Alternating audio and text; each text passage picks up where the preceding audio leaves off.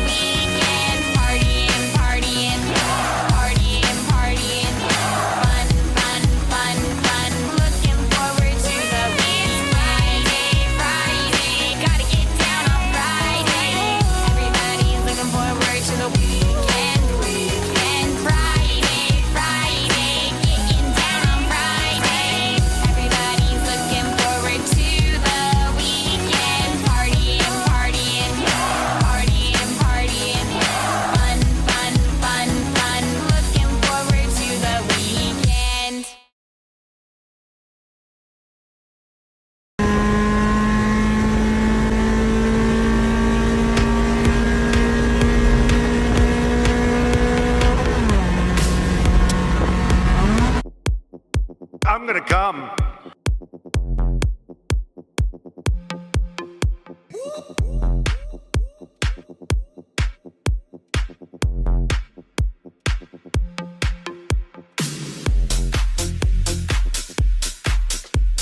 I am your voice.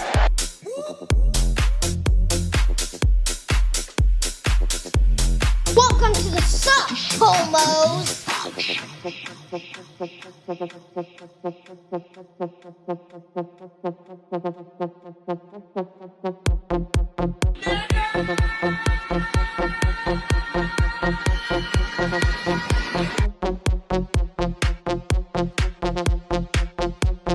Adolf Hitler, if you can hear me, please save us. Adolf Hitler, if you can hear me, please save us.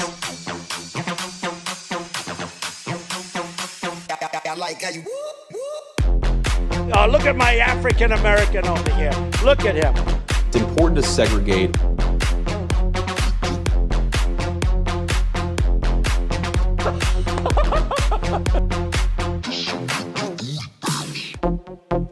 What is that? We're going to kill you. We're going to give you the death penalty or kill you. The N-word. I like how you...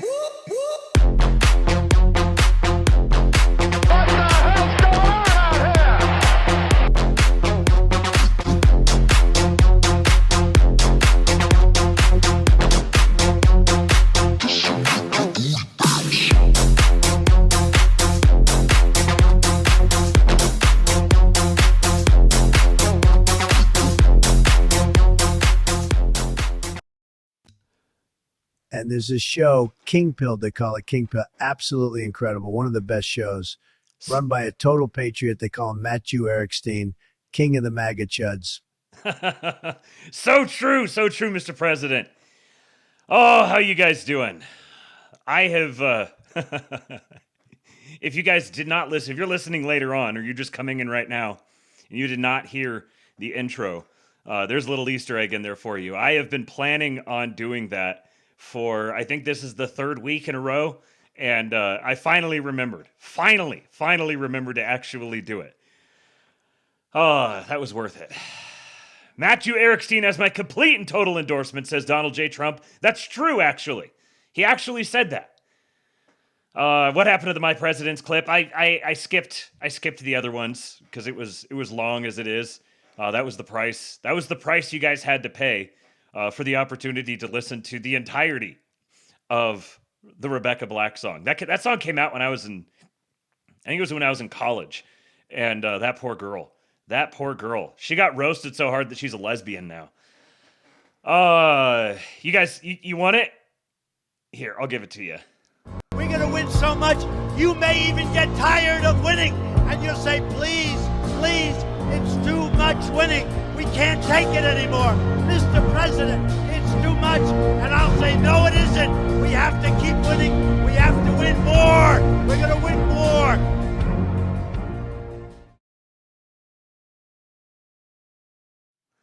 Oh no, I had another one in there and it didn't work. Well, you guys will have to wait and see for that one, I guess. Spoiler alert, next time, if I remember to do it, next time there'll be another one. Constantly adding things to the deck here.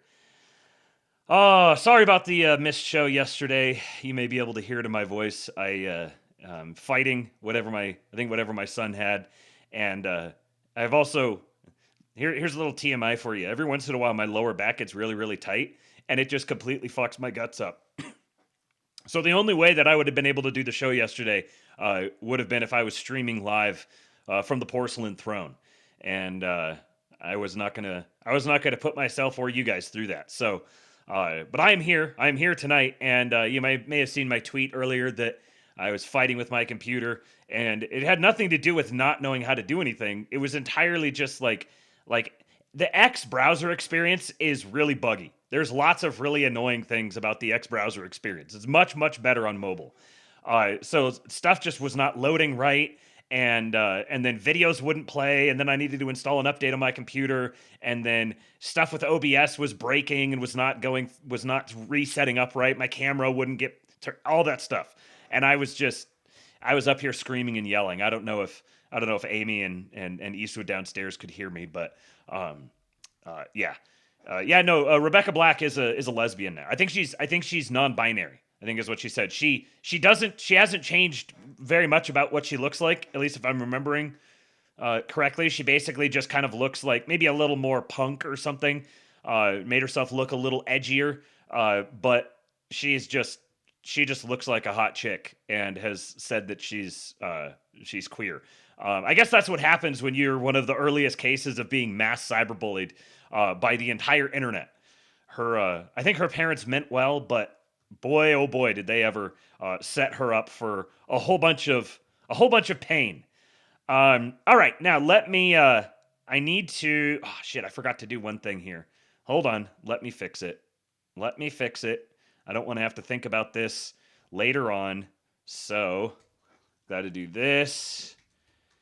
Update the tip goal, and we have had a couple someones got in on it ahead of time. One of them was late. At the very end, as I was playing the outro on the last one, this one came through. Oh, yeah. Definitely Goldstein. I am deep in debt. Too many bits. I have a need for it. Pizza is code for shit posting like a shitlord. Ever noticed me and Trump have a similar cadence in short-form digital conference? I am a Nazi. Heil Hulk. Heil Hulk. Yes. No, I had not noticed that you and Trump have a similar cadence in short-form digital conference, but now I'm going to be looking for it. Oh, yeah. And thank you to Nilly with the $5 tip and said nothing. And let me say here, P.A. Ingalls Respecter, Rufus Garbagestein, Columrosh, Austin Trees, Barnden, Nematoder, Jordan Gibb, Magoo, Niles Pritcher. Thank you to all of you guys for renewing your subscriptions over on Kick, and also Screwed Up Nevsky and Pale Morning Dude. Thank you for the kicks that you sent over.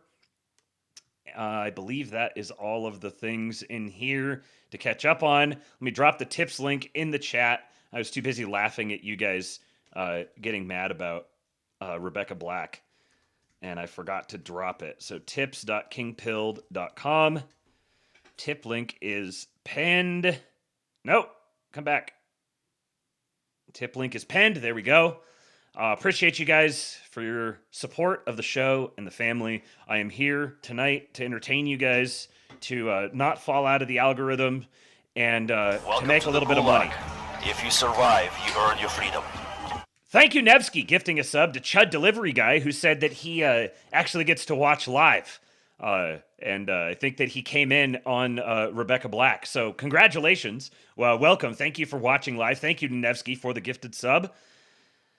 So I don't know how long my voice is going to hold out today. So I've got a lot of video content here. It's possible that it just is fine, but I've had a little tickle and I keep coughing, and every once in a while, once I kind of get going, then everything's fine, but we'll see how it goes. But I will be here for sure tomorrow for the SCOTUS. So make sure you guys show up for that. We're going to get a little taste of SCOTUS. How's that for an innuendo? We're going to get a little taste of the propagandist here in a little bit in the show, and then we will be doing a SCOTUS tomorrow, the Satterlabe SCOTUS. So make sure you guys show up for that. Was there anything else I was going to say here at the beginning? No, I think that was it. So let us get started. First one here. My biggest conspiracy theory is after this concert, every sovereign nation on the planet simultaneously recognized how easily they could be overthrown. So they made everything gay and retarded and full of third worlders. And frankly, I'm a connoisseur of conspiracy theories here. And this one actually might be one of the better ones that I've ever heard. Like a trained soul, I skin your ass wrong. And if my bed keeps going this way, I just might break your fucking face tonight. Give me some break. Give me some to break. Give me some to break. How about your fucking face?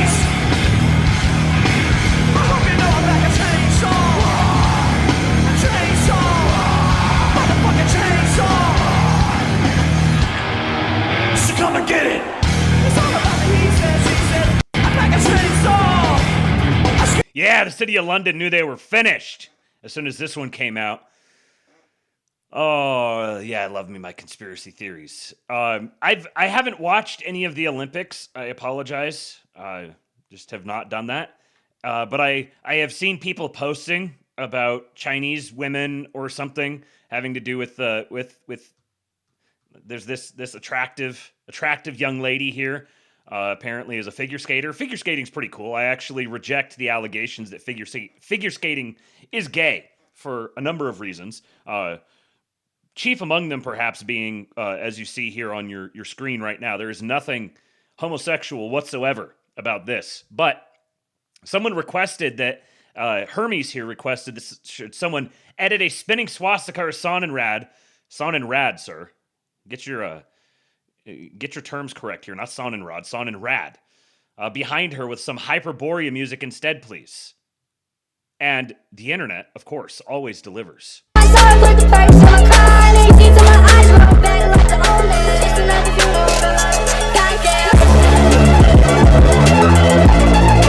Oh, it's a banger.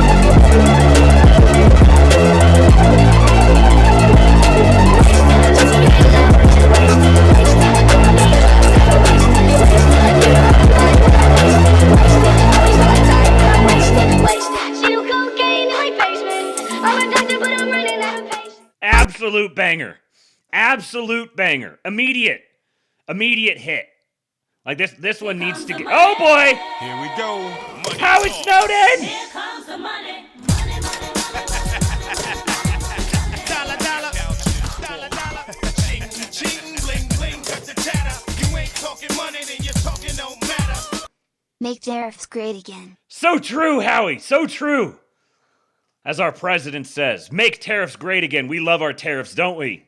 Of course, we will talk about the tariff situation with the Supreme Court here later on in the show. But yes, make tariffs great again. Indeed. Thank you, Howie. You absolute patriot. Also over here, he renewed his subscription on Kick for whatever reason, didn't push through. And he said, I was at Woodstock 99. Howie is one of our resident old heads. Thank you, Howie. Appreciate you, sir. Okay, now I had a bunch of saved ones in the on Instagram. Some of these here are wife jack submissions. Unfortunately, Amy, I'm sorry, I can't remember which ones were which. Some of these are ones that I saved. Typically, what happens is she sends me stuff for the show. She gives me a wife jack submission. She is much more fluent in the land of Instagram than I am. So she'll send me something and I'll save it, and then I'll get caught up in the doom scroll and then be reminded of how much fun it is to doom scroll on Instagram. I'll save a whole bunch of things and then I'll never come back to it. And then I remember, oh shit, I need to play all the ones that I sold. So this one, or the ones that I saved. So this one here is there's many great things about this. My father's in the audience, you'll appreciate this. The Foids will appreciate it, and then anybody who appreciates a good bassy male voice will also appreciate it. I got to refresh because it is Instagram and it's stupid. Then I gotta unmute. Come on. Here, fella. Come on, fella. What's he doing? He's just sitting in your hands. Yeah. It's pretty. Oh. It's my best friend. Remember? Oh, that's so sweet. He's probably going to jump out of your hands here in a second. She wants to smooch him. Can I kiss him? No, don't kiss him. Okay. What's his name? Turtle. Turtle? Turtle the frog. I like it. No, not Turtle. Oh, no. When a Foid finds her frog. You're not afraid of nothing, are you? I'm not afraid. Oh, no. There's something else left. A couple of the comments here. This dude sounds like the Lord. Another guy says, sir, with all due respect, your voice sounds like a Ford truck advertisement, and I really respect that. Your voice is so calming. Can you read us all a bedtime story? This is the guy I want doing my audiobooks. Speaking of frogs, this is one of those that I was laying there in bed scrolling through these, and yeah. Palamite Muji. Thank you for the $5. Palamite Muji. What Muji? Trying to think of. That reminded me of something, but I don't know what it was. Thank you for the $5, Palamite Muji. This is one of those. I was laying in bed and just scrolling through them, and I think I threw a rib out, laughing at this one, just wheezing, trying not to make too much noise. I found a trick to keep frogs out without touching them. You know, frankly, this is evidence of what all of us poor frogs, what we're being subjected to every day.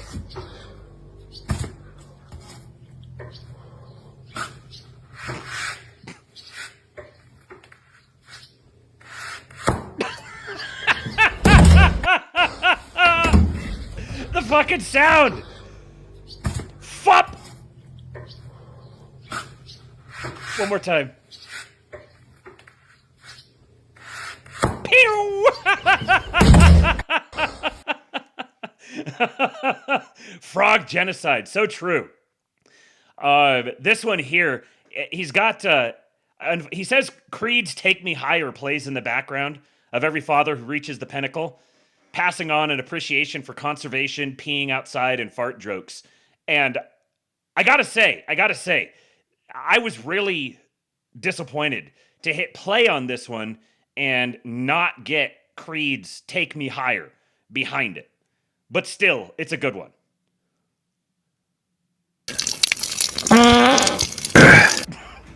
Never mind the farting or the peeing. Those 3 dots you saw down in the left-hand corner are my 3 adult tax-paying voting children. And I feel like as a father, my work is done here. These are the 3 dots he's referring to. What a father.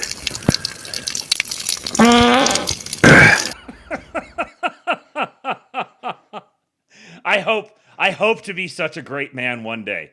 This one I do remember. This one was a wife jack submission. First sip of Monster? Sure. What do you think? Wow, this makes me want to do construction and beat my girlfriend. You want to try your first sip of Monster? Sure. The fart gave him a turbo boost. What do you think? Wow, this makes me want to do construction and beat my girlfriend. And thus another Kyle was born. This comment really had me going in the first half. It's incredibly dangerous to give a kid so young Monster. The bones in their hands aren't developed enough to punch through drywall yet. What a young patriot. This one here, I'm going to read you the comment and then I'm going to play it for you. My wife just yelled at me from the other room because of this. I responded, "Don't worry, she's almost finished." She wasn't amused. This was not a wife jack submission. I guess we're doing this again. Whew. Oh, that's deep. Oh, that's really deep. Oh my gosh. Oh. Don't stop. Oh my gosh.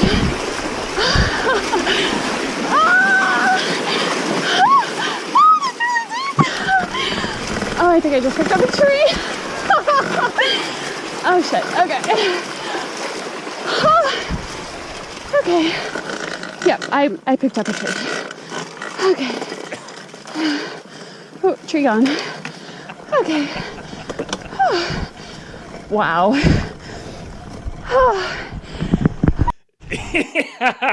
Shout out to the listener-only people with no visuals. I'm not even going to add any more context. For the audio-only people, you're going to have to go down to the notes and go to the 5th Instagram link. That will be where you can figure out what's going on.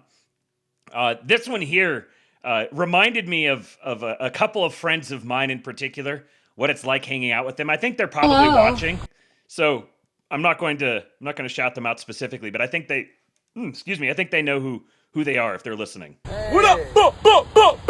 Just killed this shit.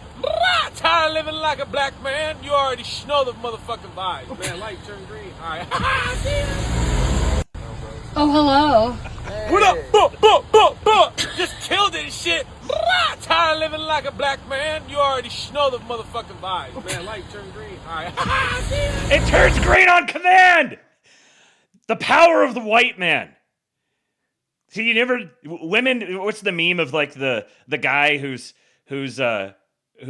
laying there in bed, and wife's laying next to him, and she's like, I wonder if he's thinking about other women, and he's just thinking about doing this with the boys. He's just thinking about being out there with the boys, just cutting up, having the time of their lives.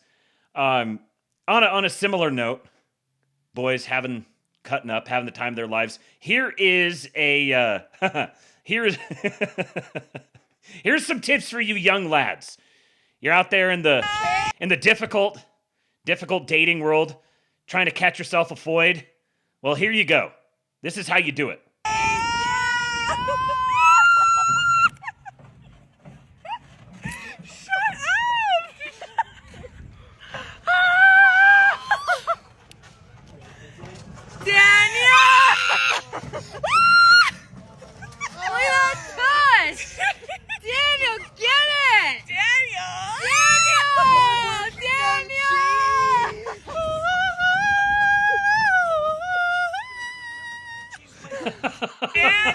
The Titanic at the end was really, really good. Really freaking good.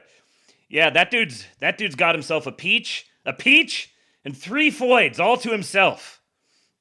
Now, if you guys are not following, oh, damn it, Jeremy just DM'd me. Sorry, I never check my my Instagram DMs. I know there's a bunch of people who have DM'd me. I apologize. I just don't ever check them. I don't have space in my life for Instagram DMs. But this one here, if you guys are not following Caleb Francis, one of the funniest dudes on the internet. Some of the most random content in the world. This is a good one. Good example. Pull your butt out and start doing some farts for me. You're at the fart doctor. Excellent. That's a good one. Grab both of my wrists and fart as hard as you can. Good. Okay, give me a little high octave one. Excellent. Now a little lower, like a G. No, bad. Fart again. It's burning my eyes. What did you eat? What did you eat before you came here? You knew that you had a doctor's appointment at the fart doctor today. Why would you have ate onions and cayenne pepper? Why did you do that? Could you fart right here into my hand for me? No.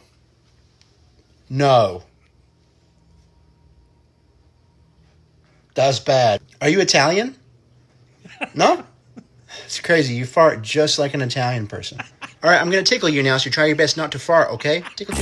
Nope. You farted immediately. You farted as soon as the tickle started. You failed. Get the fuck out of here. Okay, go ahead and pull your butt out and start doing some farts for me.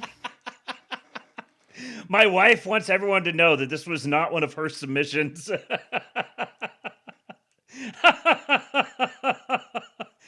Okay, then this one here we watched in the King Pill Discord voice chat the other night. I had to play it here on the. This is one of those that some of these that come across the timeline. I just have to play them. I can't not. Donald Trump, if he was born in other countries, there are some all-timers in this one.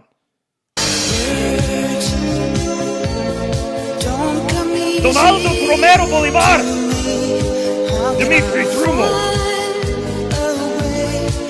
Donald Trump, Donald Trumpet, Donald the Trumpy. For sure.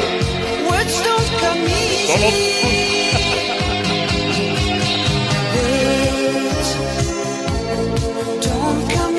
The best one's on its way.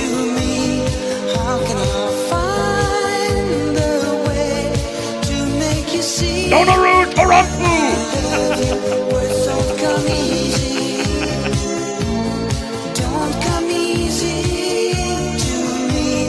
The Autodon!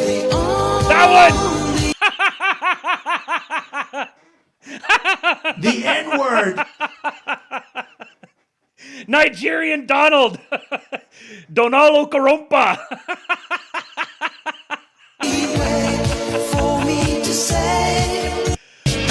Oh, man. This one I saw on X made its way over into Black Twitter, and they were losing it at Nigerian Trump. Like all the ones that even the ones that hate him, they can't, when they see stuff like this, they just gotta love him. The international Trump, so true. Okay, that was the last Instagram one. This is another one we watched on in the voice chat the other night. Trump in Lord of the Rings. I've got a number of AI videos here. And apologies for, I can't really do much about the size and orientation of the video here now because X has changed the way they do vertical orientation videos. So it's going to be small on the screen. Otherwise, I've got to cut off a substantial part of it. So, whatever. We are working on a peace deal in Middle Earth. And there's so many different groups. It's a tough one. It reminds me of the Middle East, but no one knows middles better than me, so we're going to get it done. And you're really working with Gandalf, and you're working with Saruman at the end of the day.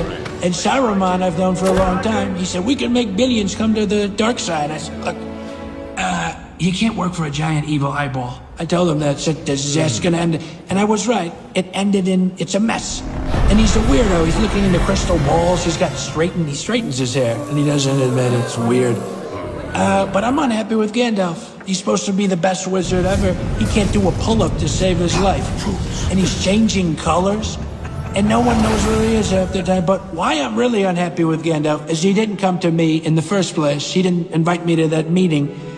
And I would have put the ring in a stealth bomber 50,000 feet above Mordor. And not even the giant evil eyeball would have seen that plane coming. And I would have dropped the ring right into the volcano or whatever it is. Ready to drop the payload. And the whole thing would have been over. And now the ring is with some hobbit with no shoes on. Nobody knows where he is. And a lot of people are saying he's with Gollum. So the whole thing's a disaster. But Marco's over there in Middle Earth right now. And I'm very confident that we're going to make a deal very soon. He's got the big ears. This AI stuff is getting so good. This one made the rounds. T-Con was in the pre-show chat talking about it. Eyes Wide Shut 2 plus 1,000 miles equals the Pweez Apocalypse, starring J.D. Vance. Look at our vice president. This actually happened. This is real exclusive footage. This is what we're doing to the Panicans.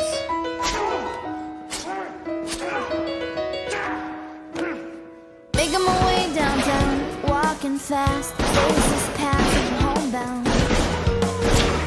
You didn't trust your president. Staring blankly ahead, just making a way through the crowd. You failed Donald Trump. And I need you, and I miss you. J.D. Wick. Now I wonder if with the I tasteful could Norwood. fall into the sky. Fuentes is upstairs. Don't forget about him.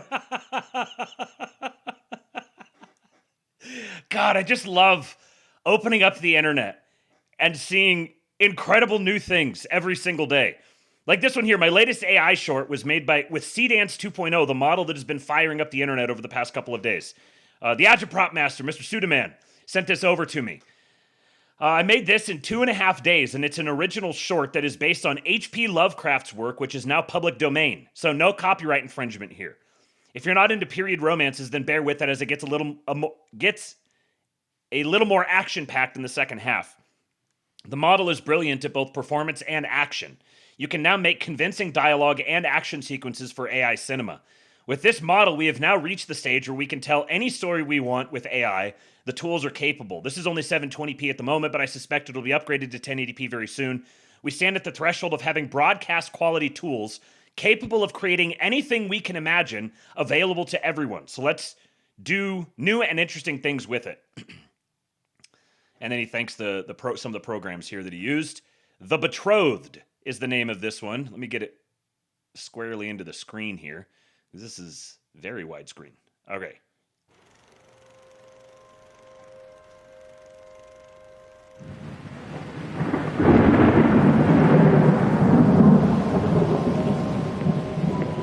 Lady Ashfield, I had hoped to find you here. Mr. Thornfield, you should be inside. It's not safe on deck tonight. I am utterly smitten. Every moment away from you feels wasted. Please, don't say these things. Amelia, have I misread your feelings? Forgive me, you haven't misread anything. That's what makes this unbearable. Then what stands between us? I am promised to something you won't understand. Then I beg you, help me understand. My family's wealth comes with a price. I am betrothed to the Lord of Riyadh. Whatever hold your family has, you can break free. Start a new life with me in America. We could be happy. Do you know why I've spent these 5 days with you? Because I wanted to know what it felt like to be loved. Marry me, Amelia.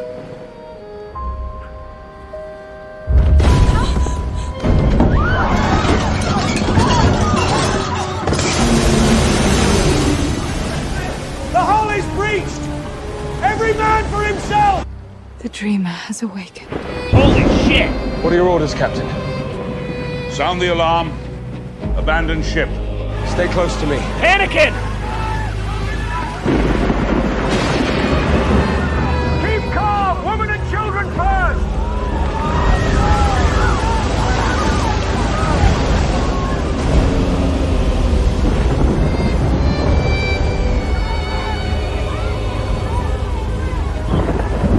There's something in the water!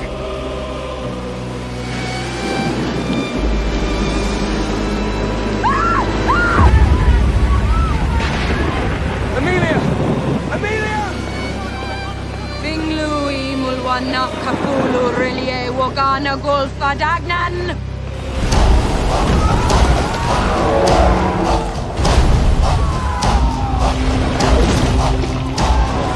The panic is being pulled down by Cthulhu!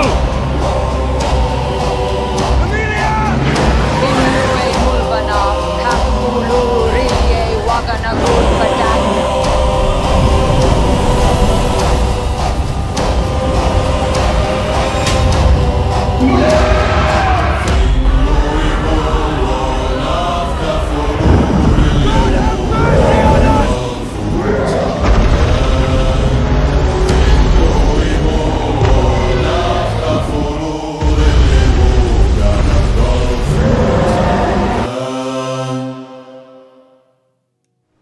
Finglui mulwana kafulu rilye ugana gul fagagni.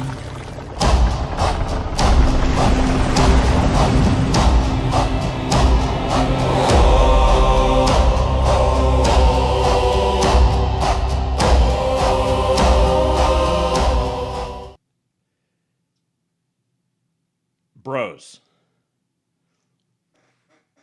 We live in the future. This stuff is cool as shit. The stuff that they can do is incredible. All of a sudden, all the creative spirit is spinning up, and people are going all sorts of different directions with it now. Some are, not us, I'm not. Some are bringing back Cthulhu. Others, like our great propagandist himself, are bringing forth new, original creations. You can just make stuff because you think it's cool. You can just do things. My name is Yang, and this is my ship, the Manila Gallion. Let me tell you about the Manila Gallion since you're new here. Pirates dream of taking this ship every night until they die. She's the biggest, toughest, richest ship afloat. The Spanish had the galleon built. See, they went looking for China and found the Americas instead. They called the American natives Indians, enslaved them, and stole their silver. Mountains of silver. Lucky for the Spanish, the Ming Chinese needed mountains of silver to back up their worthless paper currency. So, twice a year, the Spanish pack all the silver they can into one ship and send her from Acapulco, New Spain, across 15,000 miles of ocean to their colony, here in Manila.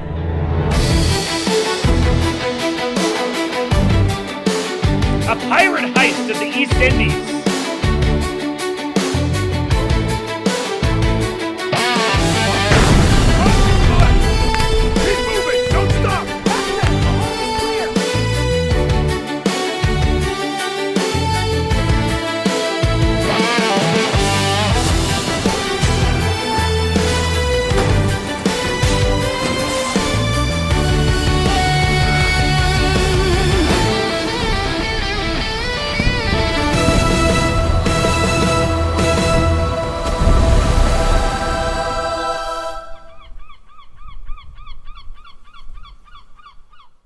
Oh, the seagulls at the end is such a great touch. I can't wait to see where this goes. This is, I mean, it's like, it's sort of like a new sort of animation kind of. This is one thing I was thinking about the other day, is people keep calling it like AI and then devolving into these debates about intelligence versus and sentience and all these other sorts of things. And it's the fact that it was called AI to begin with is kind of a misnomer, because it's not artificial intelligence. It's such a bad name because it's not intelligent and it's not artificial either. It's not artificial any more than any other thing that humans create. It is automation. It is automating certain tasks that used to be much more time-consuming or resource-consuming. So, the way I always think about it is this is automating things, which is taking away. It's like raising the floor. It's taking away sort of like baseline activities. It's automating those activities to get you into an advanced position more quickly. Yes, there's upsides to it. Yes, there's downsides to it. This is the case with everything. It's not going away by saying, "Oh, this is really bad and scary." You're not doing anything except for saying, "I'm scared." Just like any other piece of technology. It's not going away. It's just going to embed itself deeper and deeper in everything that humans do, just like the internet did, just like frickin' electricity did. Just like imagine if somebody had told you in, 1880, had described to you what it would be like to have mass production of automobiles and airplanes. Like, they just finished fighting a war on foot and horseback. Big old civil war. And then you would have said, you're going to have these automobiles, these things that just sort of like run themselves. You give it this fuel and it just run themselves. And they're going to be spread all over. Everybody's going to have at least one, if not multiple. Oh, and then there's also going to be these big flying machines that go in the sky. And you can go all the way across the country in one day. In just a few hours. A handful of hours.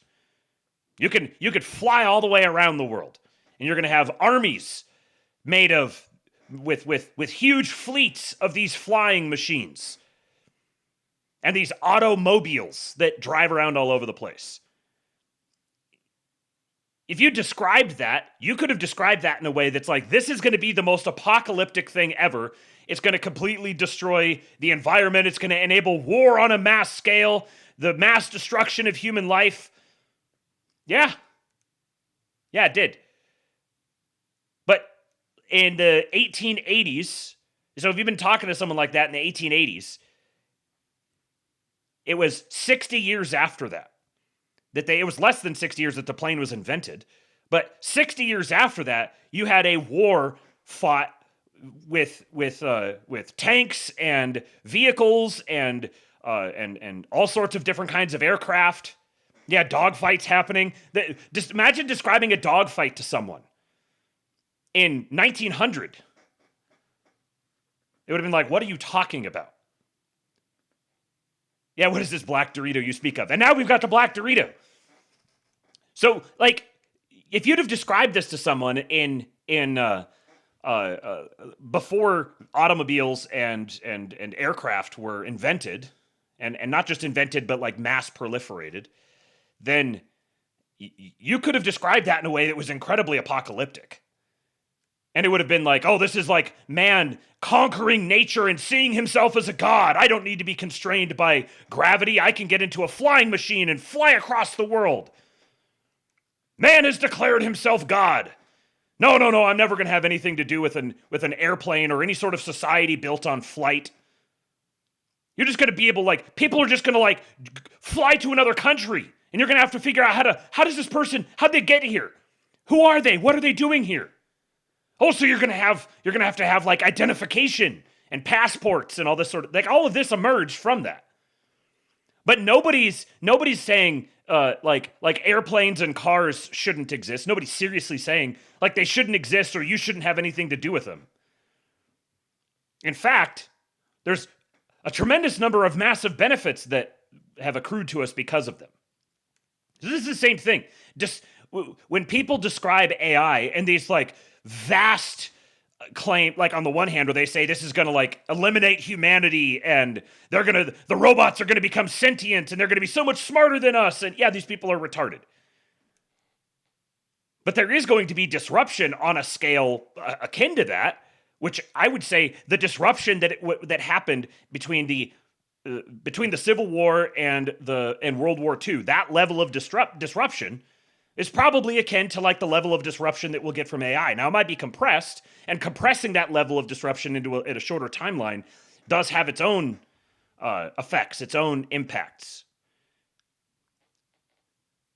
But not that far removed from now, people are going to look at so-called AI as really mundane and ordinary everyday stuff. It's going to be totally taken for granted, and there'll be some new boogeyman that is out, some new thing that everyone is I don't know, like the moon is made out of some sort of poisonous acid and the people aren't actually on the moon, or, whatever.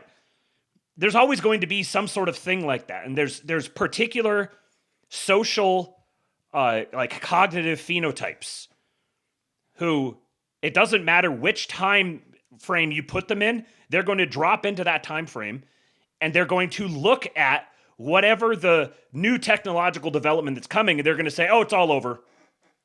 Humanity's done. Humanity's destroyed. It's all downhill from here.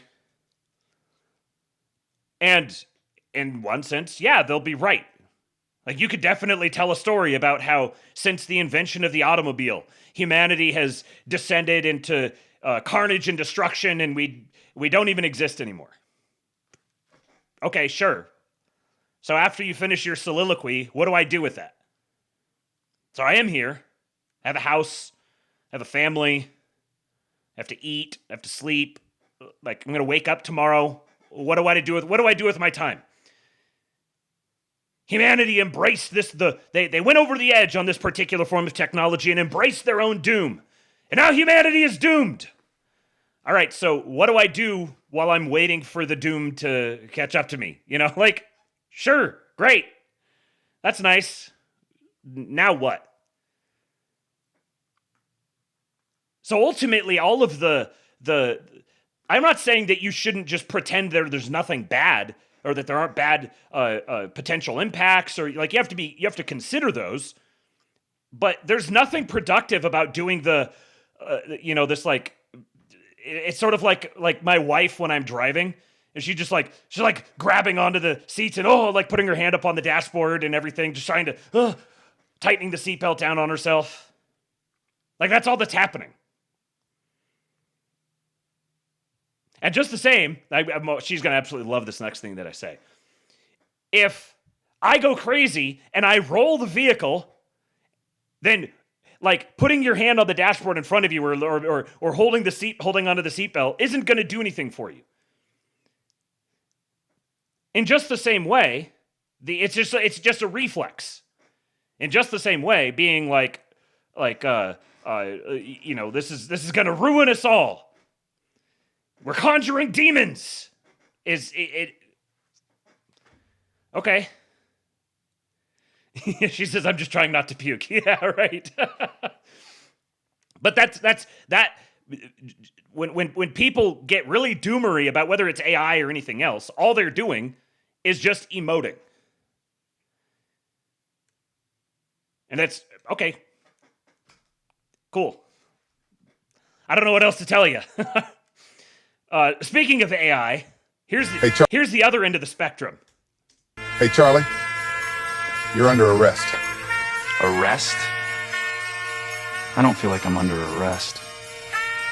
How about you, Yahoo? Nah, not a bit. Not even a little bit. Yahoo! You turn around and put your hands behind your back. I don't think so. Your mistake is thinking you got a goddamn choice, boy. And your mistake, thinking that you're in America. You're a long way from home. This is Tel Aviv. Hey, Charlie. Okay, I think I have, is this one more here? Yeah, one more. So, a glimpse of Spider-Man imagined through the lens of AI. Every emotional moment feels real. The expressions, the lighting, the pacing, even the quiet pauses between scenes feel like a professional production. An idea reshaped into something that feels like real cinema. Yeah, or you could just say like, holy shit, that's fucking cool. That's what I would say about it. Peter, this was supposed to be over. You know why it's not. I hurt myself today to see if I still feel. Our daughter paid the price of Spider-Man. You're punishing yourself for failing to see the impossible. Beneath the stains of time. But there's a boy, isn't there? Disappear. He's like you. You are someone else. A lot more than you realize.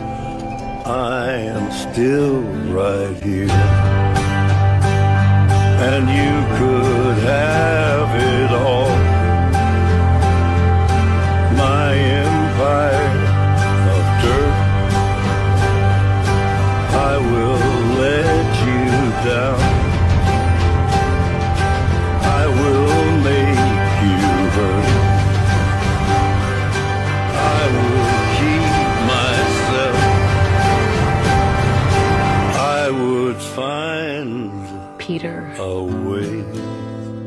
you don't have to carry this anymore.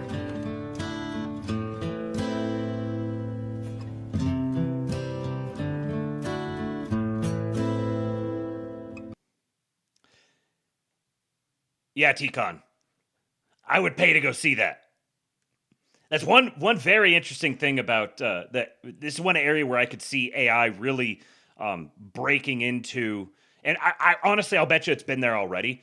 It's been used in certain ways. That the aging, artificial aging of someone.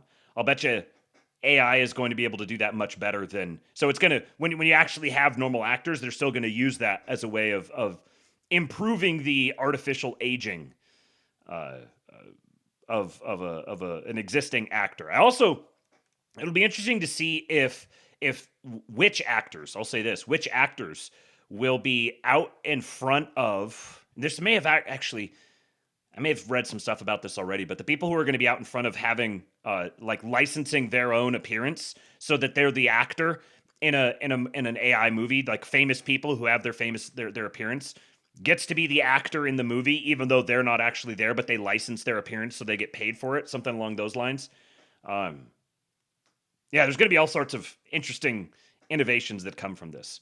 All right. Now, I can't remember if I showed this one or showed this account here on the show before. If I have, well, there's new tweets that you could see updated versions of it. Josie versus Josie. I showed this in the King Pill Discord voice chat. little while back, but this is an account from, well, I don't know if it's in South Africa, but it says location is Johannesburg, but you could put anything there. It's just showing before and after pictures from Google Street View. So this isn't like apartheid till now. Look at this one. This is July of 2022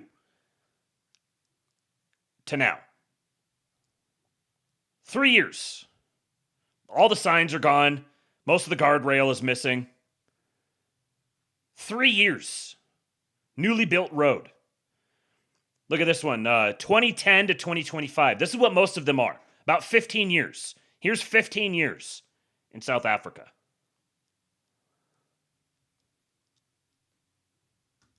Here's another one. 15 years. From there to there. Public Park, 2009 to 2024. So 15 years.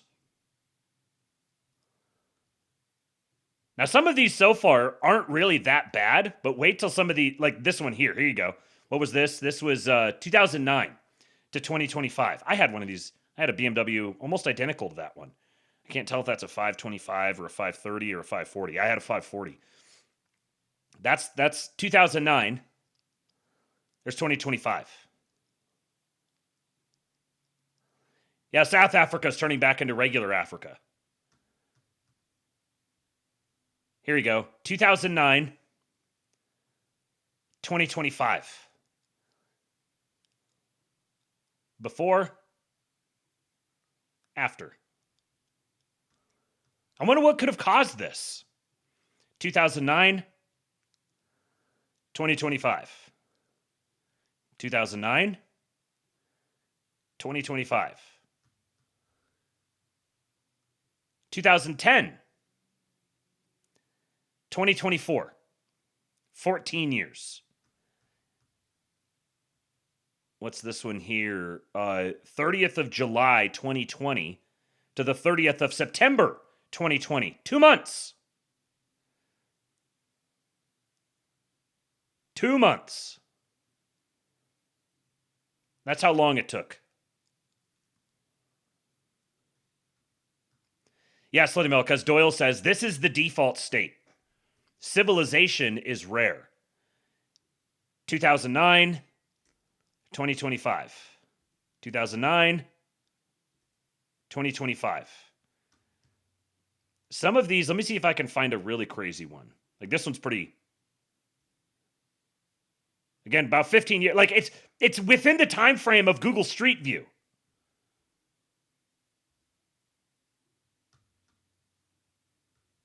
The road is gone. Look at that. You got a paved road? Nope, no more road. There's a lot of these. This is the most insane thing to me when I started looking at this, is how they are literally just chopping up the pavement.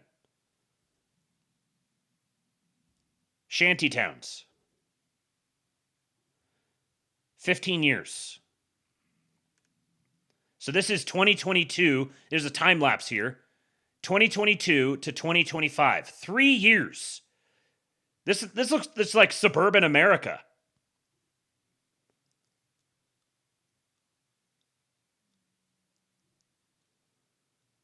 Totally overrun now with shanty towns. And here's the thing.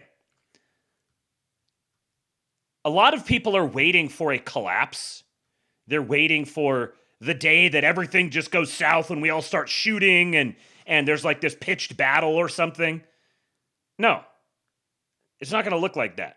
It's going to be a steady, slow, grinding degradation into the default state. There's nothing glamorous about it. So when you say things should get worse so that people will just wake up and make things better, it's not going to happen. There is no things get worse so people wake up and make things better. There's just make things better. It's really that simple. the accelerationist thing is like mid-wit galaxy braining. Yeah, no collapse, just a slow, painful acid eating away at everything good and worthwhile. There is no collapse. There's just things steadily, grindingly get worse and worse and worse. But they only do in certain areas. The rest of civilization just withdraws from those areas. Civilization doesn't go away. It just retreats and withdraws to other areas.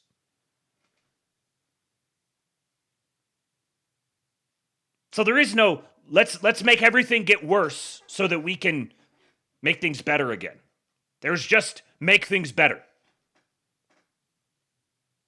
There's not, we can't make things as good as we want it to, so we need to make things worse so that we can make things better. No, there's just make things better.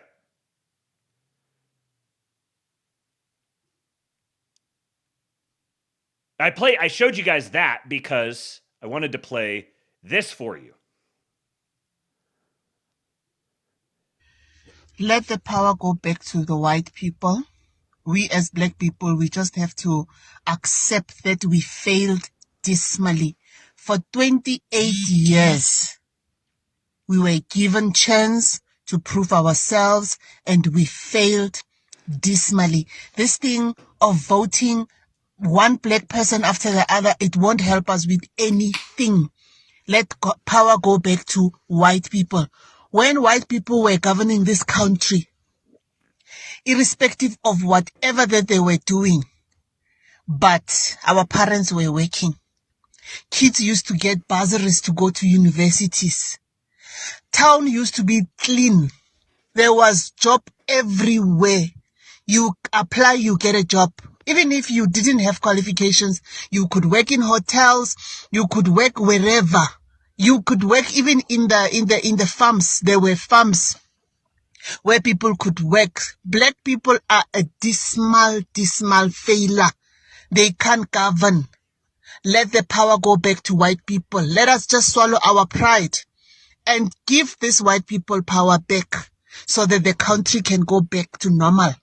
We have to accept that. We really, really respect people who fought for the liberation. We respect them and we will still gonna respect them. But at the end of the day, we just have to take this power back to the white people. We are tired. South Africa is a mess. Everywhere you go, it's a mess. We are tired. We accept we failed. Black people cannot rule. Black people cannot govern. White people should take over this country so that this country can have dignity back. All these things that are happening in our country, they will never happen again. This problem of foreigners, this problem of crime, it won't be there anymore. White people, they don't play. They don't play. They rule, they govern. The police, white police, they don't play with criminals. They don't play with undocumented people in the country. When a South African woman is speaking, I sit my white ass down and I listen. Gondorian Patriot said, the Western man's greatest enemy is not a violent oppositional force that can be fought in a great battle. It is entropy. We are prepared for Ragnarok, but not for slow decline. It bypasses our sense for the heroic. Yeah. And I think this is sort of the sense that's behind the neurotic hysteria of the doomer panikin mindset. Is they think that the way that you combat this is by some riling up some huge, big, gigantic show of force and steaming in and dominating, and it never ends up working that way. If you want to cut back against the grinding decline of entropy, you don't do it through some big, grand, sweeping. Those big, grand, sweeping, historic moments are only recognized in retrospect. What they actually are is they're an accumulation of little, small decisions and small actions taken by a whole bunch of people all together at the same time. And it's only in retrospect that you look back and you say, wow, that was a great, grand, historic moment. It's an accumulation of a bunch of people all saying, let's make the right decision on this small thing. Little bit by little bit. Now, let's see. Do I want to? Yeah, let's do it this way first. I changed my mind about which order I wanted to. I wanted to show a couple of these. So, our president, a well-known, just like our great voice, John Doyle, an expert in black people. The black people, the blacks, they love our president. We marched, we rallied, and nobody heard me, Democrats. Get mad at me.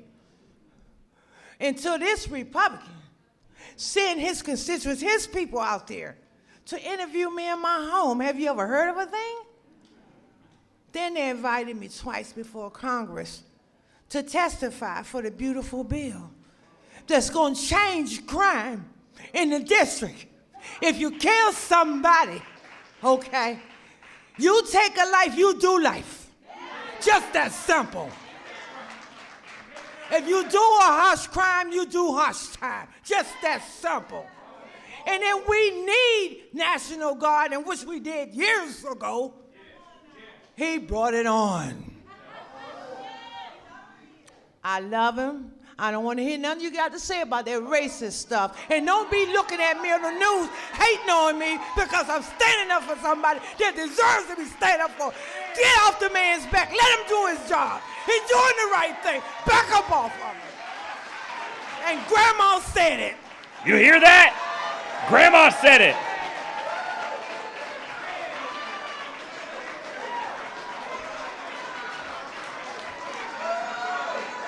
Grandpa Trump.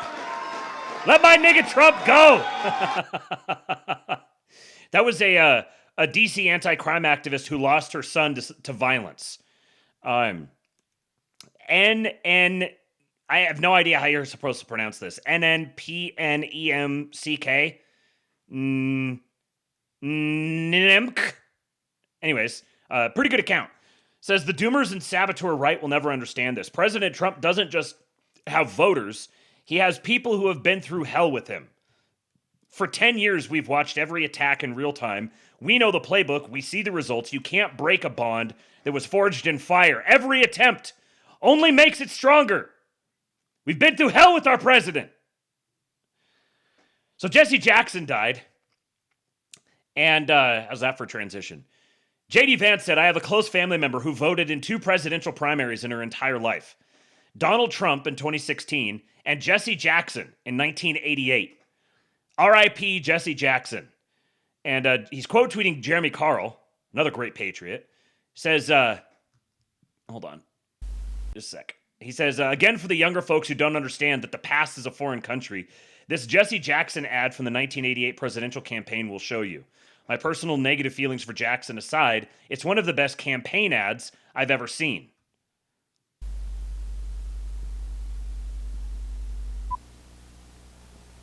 I was facing foreclosure and got a hold of Jesse, and we got a telegram to our local banker.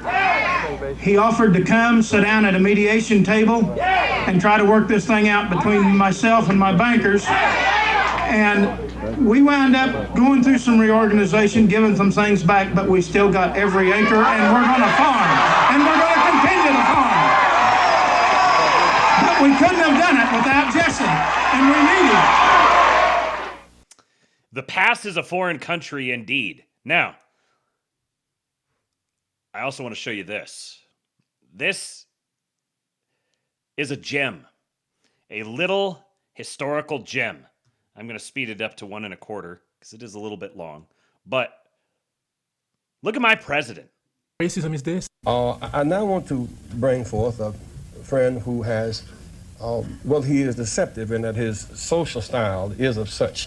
One can miss his seriousness, and his commitment for their success is beyond argument. When we opened this Wall Street project and we talked about it, he gave us space at 40 Wall Street, which was to make a statement about our having a presence there.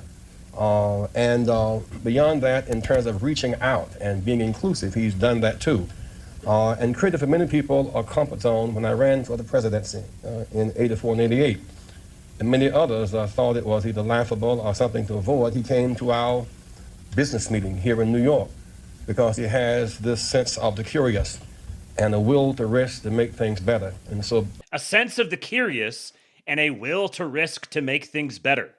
Aside from all of his style and his pizzazz, he's a serious person who's an effective builder of building with a builder of people. My president has pizzazz. Last year, he was a part of our workshop, of our panel workshop on what are the challenges and opportunities. And so a year later, Donald Trump, for a few minutes, challenges and opportunities to embrace the underserved communities. Donald Trump.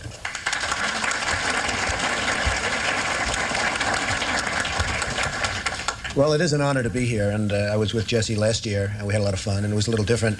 Jesse started off by saying, most of the wealth in this country is in the hands of a few.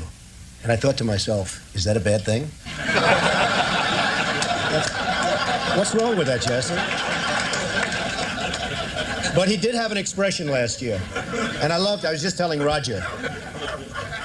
He had an expression last year, the wall on wall must fall. And you haven't used it today, and I'm very disappointed in this, Jesse, because I thought it was a great expression. And I heard the expression about 14 times, and then he came to me at the end of the session. How many times? And he said, listen. What's that? Today, and I'm very disappointed in this, Jesse, because I thought it was a great expression.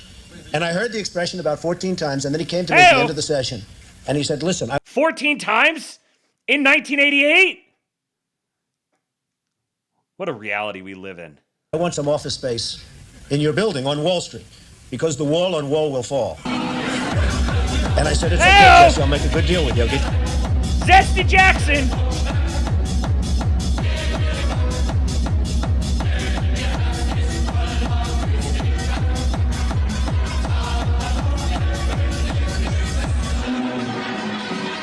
Winner, winner, chicken nigger.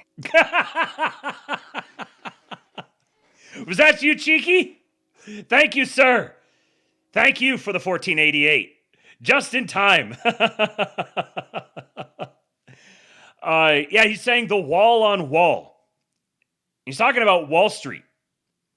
This is an anti-Wall Street posturing he's doing here. Some office space in your building on Wall Street, because the wall on wall will fall.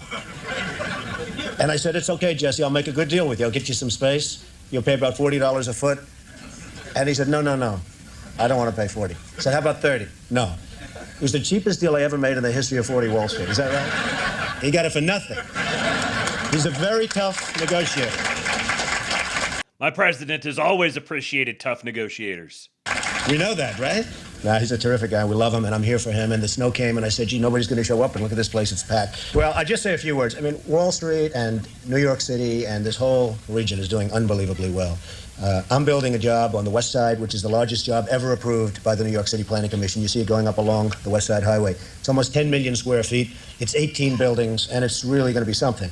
I will tell you, a large percentage. Yes, this is on 1 1/4. Percentage of the people, and especially in construction, that are building these great jobs are black and minorities, and I'm very proud of it. We have close to 25%, and I think the number's going up. There's and 1x. They do a great job. There are no better builders than we have in New York, and a big percentage of that is black and minority folks. So I just want to thank everybody in the room for being here. I look forward to some questions, and then I don't know how we're ever going to leave this building today, because if you look outside, it is terrible, but we'll figure a way. There's always a way, and thank you, Jesse, and congratulations. There's always a way. And with all of that wealth, Trump wants a free ticket to the affair tonight. You can't make this up. Now, did you catch the part when Reverend Jesse Jackson said that as a black man, when he first ran for president, Donald Trump was one of the only people who came in support of his campaign? When other people thought it was laughable, Donald Trump was there. Exactly. But the fake news media today is trying to tell you and I that this man here has always hated black people and minority. that he's a racist. So here's an actual African. You can't make this up. I found this video online and I had to share it. You let me know what you think about this in the comment section. God bless you and your family. That's funny. I didn't actually watch the last minute of it when I watched this earlier. I just went to the end of Trump speaking. Make sure I open that so you guys can find that link later if you would like to. Thank you, Cheeky, again for the tip. And a reminder, go to forum.kingpill.com and make sure you get your name in there so that if we hit the tip goal tonight, then I will do a drawing. I will pick one random person. So far, Ben Shapiro on 2X has won the 2 drawings that we've done thus far, and he has won $69. He got a 25 and he got a 44. And I sent that to him. I don't know. I want to make sure you got that, bud. So just so you know, I did send it to you. Let me know if you did not receive it. And then, I had to pull this one up while I was on the subject here. Look at him. Nothing makes this guy happier than hanging out with his people in fast food restaurants. Look at him. He is as happy as you will ever see him. He loves being with the people. And Homan's top guy. Great follow. Make sure you follow at passcode Ronald, Homan's top guy. He says Donald Trump every time he walks into a fast food restaurant in the South. It's true. He actually wore that. They took it off before the picture. But he actually wore that. The king of the black people sash and everything. Don nigga Trump. What was the Nigerian Trump? I can't scroll through to it. What was Nigerian Trump's name? I don't remember. Okay, let's talk a little bit about this guy. In a rare denaturalization case, DOJ has filed to strip U.S. citizenship away from the former mayor of North Miami, Florida, who they allege is a Haitian fraudster who used 2 identities and committed marriage fraud to obtain American citizenship after illegally entering the U.S. What's that? We're establishing precedent for denaturalizing elected officials in the United States who obtain American citizenship through marriage fraud? DOJ says he used a fraudulent photo-switched passport under the name Jean-Philippe Janiver to enter the U.S. before being ordered deported under that identity in 2001. He appealed the deportation order, then withdrew the appeal, claiming he had moved back to Haiti, when in reality he remained in the U.S. and took on a new name, Philippe Bien-Aimé, and new date of birth, then married a U.S. citizen to obtain permanent resident status. But DOJ says that marriage was fraudulent because he was already married to a Haitian citizen. DOJ says after making a series of fraudulent statements to immigration authorities, he was eventually naturalized as a U.S. citizen in 2006 under the new identity. DOJ says federal investigators at DHS and USCIS discovered the fraud and confirmed it through a comparison of fingerprints that he provided under the 2 identities. That review is part of an ongoing national initiative designed to find fraud in partnership with DOJ and USCIS. So then here, little Schmitt posting. Eric Schmitt, senator out of Missouri, and my dark horse for vice president. It's looking more and more like it's probably going to be Marco, but you never know.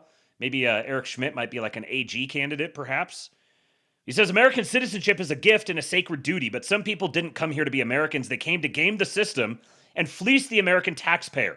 That's why I introduced the Scam Act to expand denaturalization and deportation for scammers. Member of Congress introducing an act to expand denaturalization and deportation. American citizenship is a gift, but also a sacred duty. It comes with extraordinary rights and important responsibilities. Responsibilities are a precondition to those rights. That's why our forefathers created strict rules for naturalizing new citizens. On the front end, those who wish to become Americans must prove they are persons of good moral character and loyal to our country and attached to our Constitution. On the back end, we have the ability to revoke the citizenship of those who lie or deceive us in the process of securing it. We've seen those standards of citizenship be debased.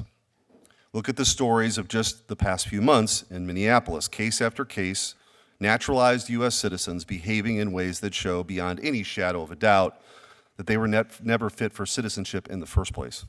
In Minnesota, naturalized citizens defrauded our government for billions of dollars. One individual stole almost $1.7 million from a program intended for poor children.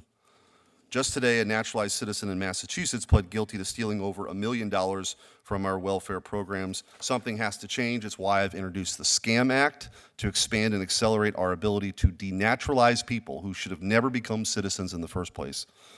If you use your new citizenship to commit massive welfare fraud, aggravated felonies, or espionage, or join drug cartels or terrorist organizations, you were never fit to be called an American at all.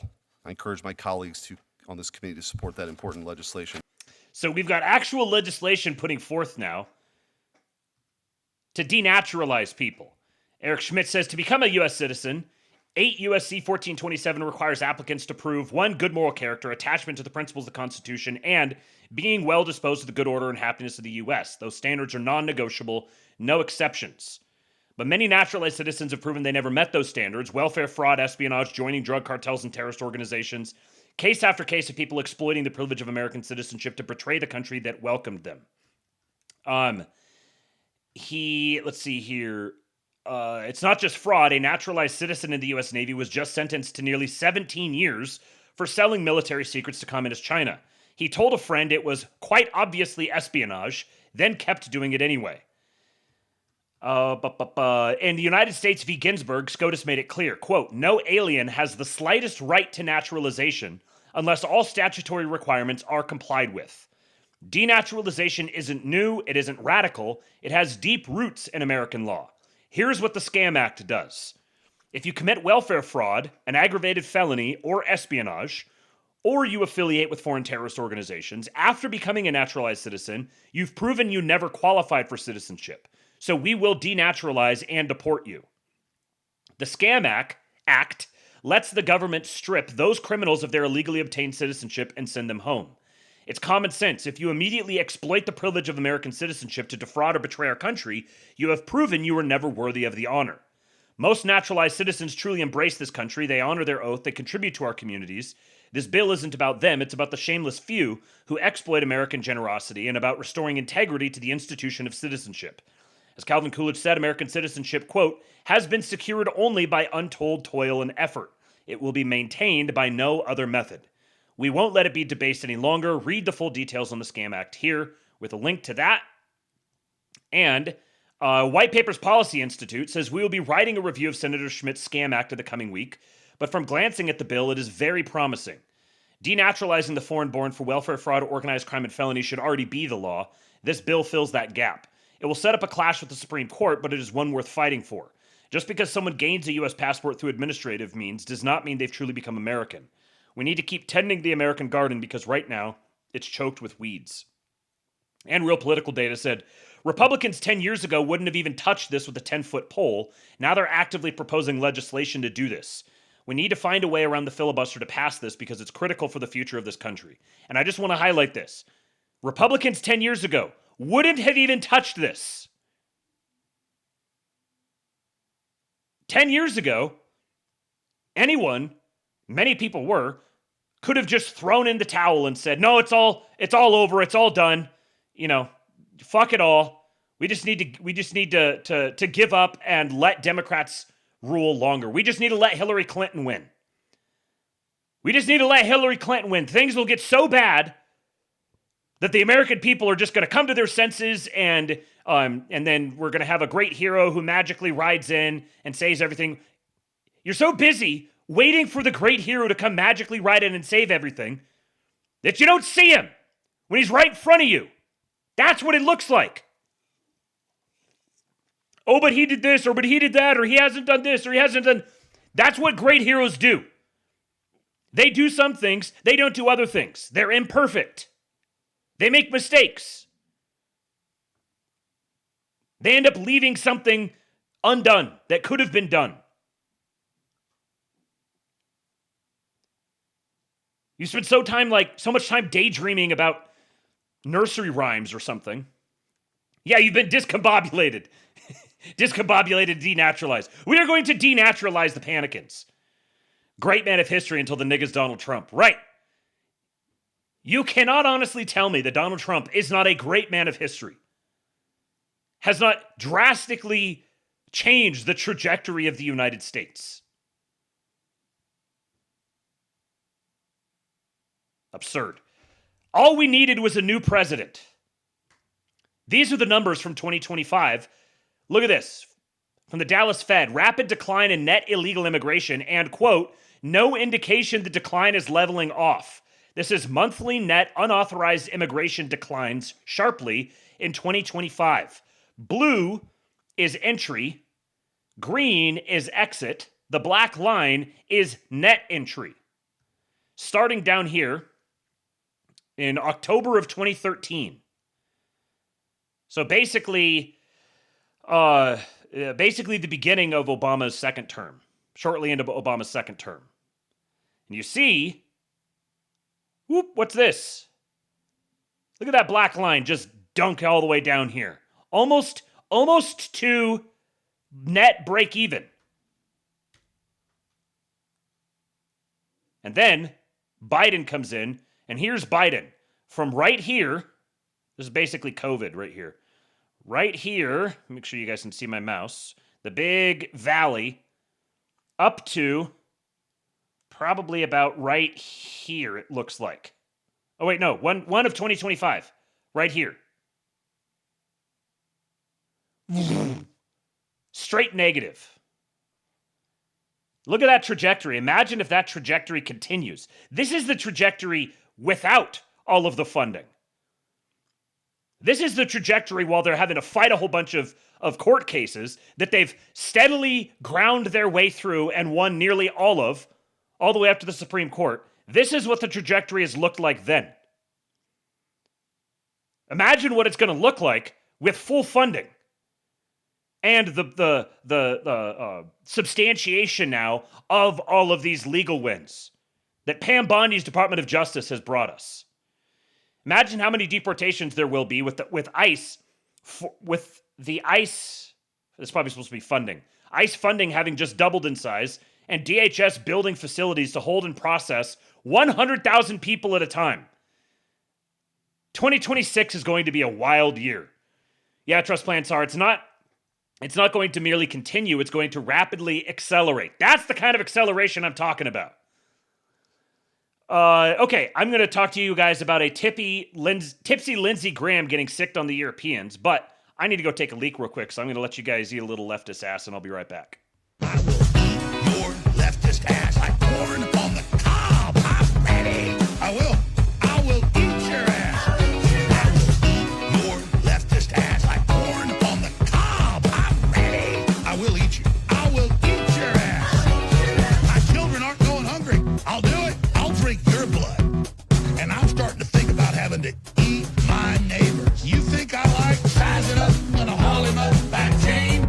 Chop his ass up, size it up. I'm gonna haul him up that chain. Chop, chop, chop, chop. I will eat your leftist ass like corn on the cob. I'm ready. I will eat your ass. I will eat your leftist ass like corn on the cob. I'm ready. I will eat you. I will eat your ass. I'll barbecue your ass flat. I will cook your ass up so fast, and I'll tell them, well, I killed a cow out back, baby. You think Christ would eat somebody? He would never do that. I will. I'm ready to hang them up, gut them and skin them and chop them up. You know what? I will eat your leftist ass like corn on the cob. I'm ready. I will eat your ass. I will eat your leftist ass like corn on the cob. I'm ready. I will eat you. I will eat your ass.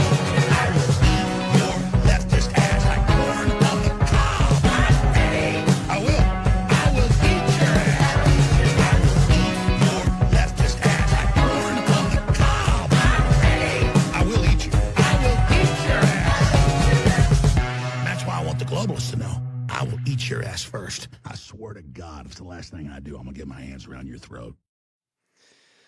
All right. New details are emerging about a heated meeting on Saturday afternoon at the Bayerischer Hof Hotel in Munich between several senators and members of Congress and Prime Minister Mette Frederiksen, along with Greenland's Premier Jens Fredrik Nielsen. It was during this meeting that Senator Lindsey Graham reportedly went completely off the rails. The American outlet Puck had previously described how so-called F-bombs, F short for the word fuck, were thrown around the room. Imagine Graham on his worst day, a source told Puck. But Berlinski can now reveal that events unfolded even more violently than previously reported, and that Graham's outburst was directed in particular at Mette Frederiksen and Jens Fredrik Nielsen. He called her little lady, a source who was in the room told Berlinski. However, the Prime Minister did not appear affected by what everyone present perceived as extremely degrading and outright sexist. She seemed cool, the source said. When Graham had finished, Fredrickson simply responded, "When you're done with that, the meeting can continue." Earlier, Graham had also stressed to Fredrickson and Nielsen that Donald Trump was the President of the United States and thus the most powerful man in the world. The implication? Neither Denmark nor Greenland should believe they are anything in comparison with the mighty United States. So true! So true, Mr. Ladybugs. This rant, as a Danish source who was present in the room described it, came across as extremely demeaning toward Denmark and Greenland, particularly after the little lady remark directed at Mette Frederiksen. Graham's behavior was described by a source as outright disturbing, shocking, and extremely inappropriate. An almost theatrical scene also unfolded between Graham and Premier Jens Fredrik Nielsen.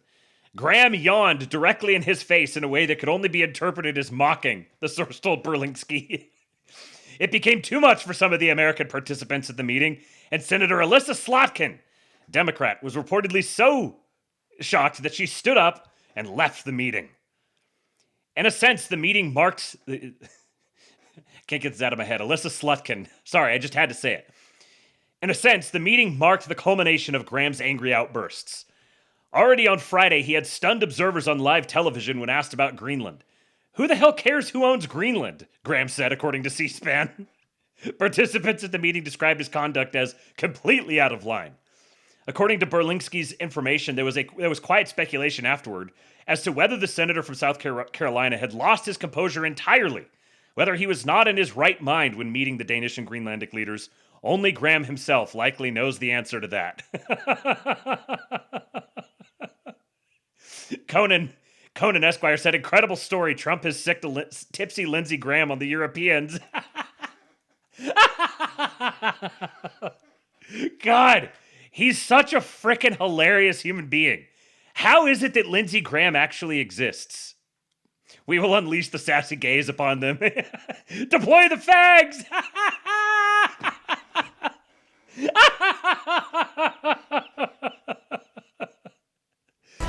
What a fag. No thanks, irrelevant pervert. Oh, man.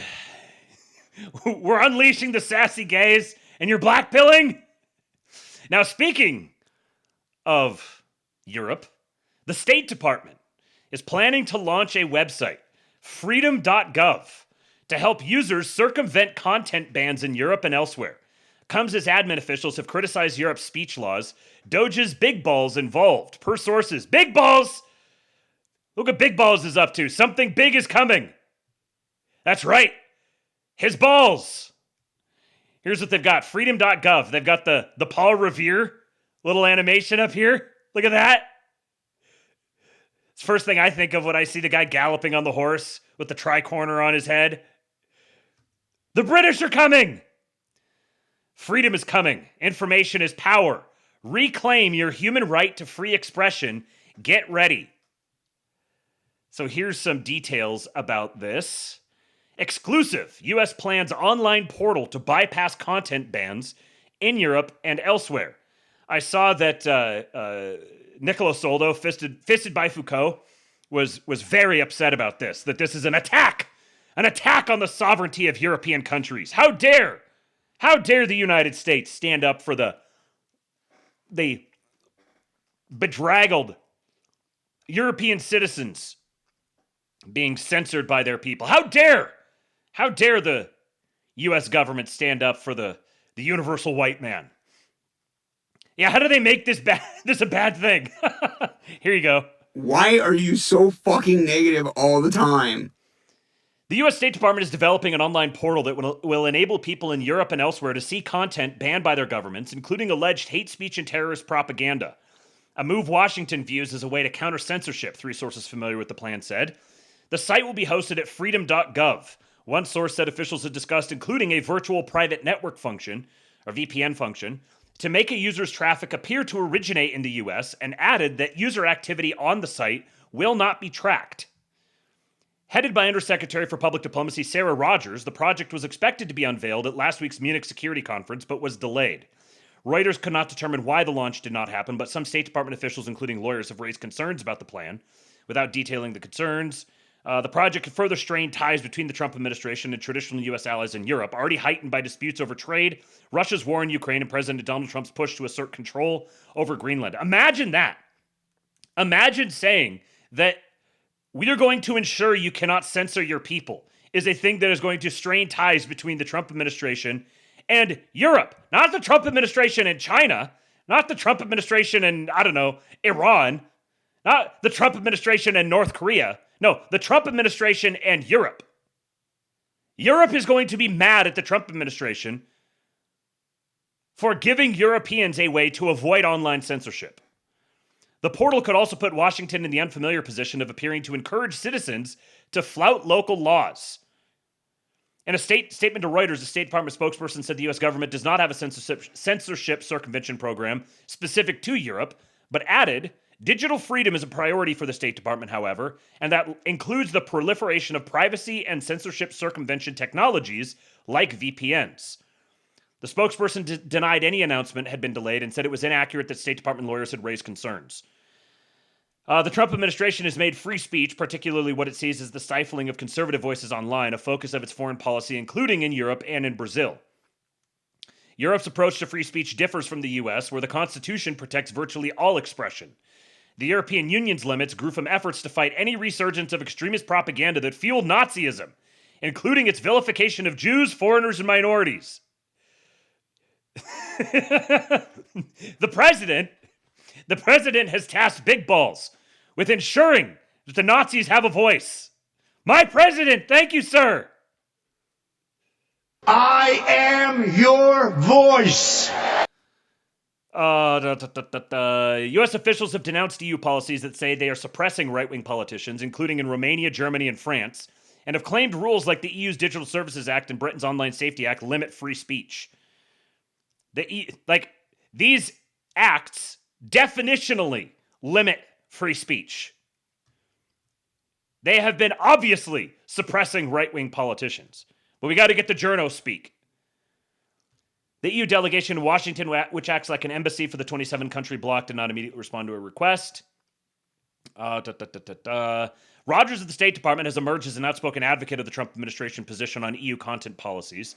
She has visited more than half a dozen European countries since taking office in October and met with representatives of right-wing groups that the administration says are being oppressed. The department did not make Rogers available for an interview. In a national security strategy published in December, the Trump administration warned that Europe faced, quote, civilizational erasure because of its migration policies. It said the U.S. would prioritize, quote, cultivating resistance to Europe's current trajectory within European nations. EU regulators regularly require U.S.-based sites to remove content and can impose bans as a measure of last resort. Listen to this.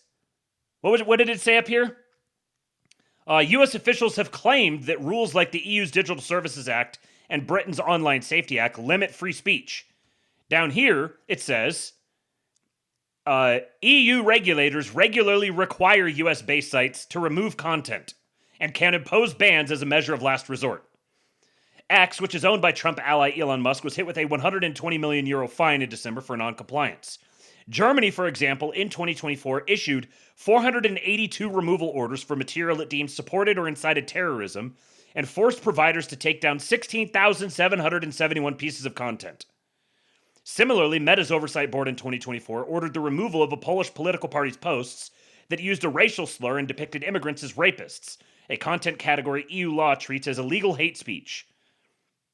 Calling the U.S. plan a direct shot at European rules and laws, former State Department official Kenneth Propp, who worked on European digital regulations and is now at the Atlantic Council, at the Atlantic Council's Europe Center said Freedom.gov, quote, would be perceived in Europe as a U.S. effort to frustrate national law national law provisions. Also involved in the U.S. portal effort is Edward Korestein, a former member of Musk's job-slashing Department of Government Efficiency, two sources said. Korestein works with the National Design Studio created by Trump to beautify government websites. It's not clear what advantages the U.S. government portal would offer users that are not available from commercial VPNs. The web address freedom.gov was registered on January 12, according to the Federal Registry get.gov. On Wednesday, the site had no content but showed the National Design Studio's logo, the words Fly, Eagle, Fly, and a login form. Before Trump's second term, the U.S. government helped fund commercial VPNs and other tools as part of efforts to promote democracy globally and help users access free information in China, Iran, Russia, Belarus, Cuba, Myanmar, and other countries. Incredible! Before Trump's second term, the U.S. government was helping to fund commercial VPNs and other tools as part of efforts to promote democracy globally and help users access free information in China, Iran, Russia, Belarus, Cuba, Myanmar, and other countries. So they're continuing this effort to promote democracy globally, except it's not globally, it's literally in Europe. It's bad if we do it for Europe, because Europe needs to be allowed to censor their people. And then the fucking Euros actually complain about it. Like fucking Fisted by Foucault. Incredible. The absolute state of the European mind. Now, boys, shout out to Pub Wanghalf, one of our greatest posters. Wanghalf mentioned, I'm a human nigger going hard stuff. There you go. You guys must commit to taking the pub pledge. Are you prepared? My day every day. Trump does something. People lose their minds. Not me. I trust Trump. I rest in his goodness and wisdom. I laugh honestly. It works out. Everyone changes their underwear. Not me. My underwear are clean. You must pledge every single day to trust Trump, to rest in his goodness and wisdom, to laugh honestly, and to keep your underwear clean. Real quick, I didn't plan on this, but I got it. In case you guys, I just saw his banner picture. It's me! Pub Wanghalf, in case you are not already following him. Hey, Patriot Spotted, Kingless Kingdom. Here's why you should follow him. Let's see here. Gettysburg time. Lock in, Chud. Let's find some good ones here. Oh, this is good. Baruch atah Adonai Eloheinu melech haolam asher bachar banu mikol ha'amim v'natan lanu et Torato. Baruch atah Adonai noten haTorah v'yomer Adonai el Moshe. Baruch Just got the call. Panicans are being raped. SCOTUS can shove it. Plan trusters have been vindicated. Globalism is in hospice. Thank you, Mr. President. Oh, this was great. Thomas Massey posts a poll. Do you want a U.S.-led war with Iran? 707,000 votes. Almost 708,000. The yeses are at 51.6. Attacking is not war is at 7%. So almost 59% of the vote went against him. And of course, he complained about it being botted. Maybe you're just retarded. Have you considered that, Thomas? Tariff mogged. We're going to talk about the tariffs here in just a moment. Just appreciating a bunch of bangers. Let's see. This one here. This is what Donald Trump does when a panicant starts administering HRT, and some of you still disrespect him. Can you believe it? My president is giving his life for the panicants, offering his arm. He is powerful enough to withstand the HRT. He will give you his veins. You must simply trust. Also administering the Narcan. The Trump mullet. Incredible work. Just incredible work. This one. Pub, I don't get it. Just counter-signal Trump once. Just panic this one time, man. Why can't you do it? I want to be a good boy. I want to be a good boy. National Revival spotted. Okay. Let's see. He's been cranking out bangers here today. I have to do something about the courts. Showed this to my Down syndrome brother, Eric, and he just sat in shock and finally said, Shia LaBeouf is a patriot now? Shia LaBeouf seen partying again in New Orleans as man he allegedly assaulted calls for hate crime charges to be filed against him. Jeffrey, dammit, who is LGBTQI+, and was wearing heavy makeup at the time, said the actor allegedly punched him while calling him homophobic slurs like faggot.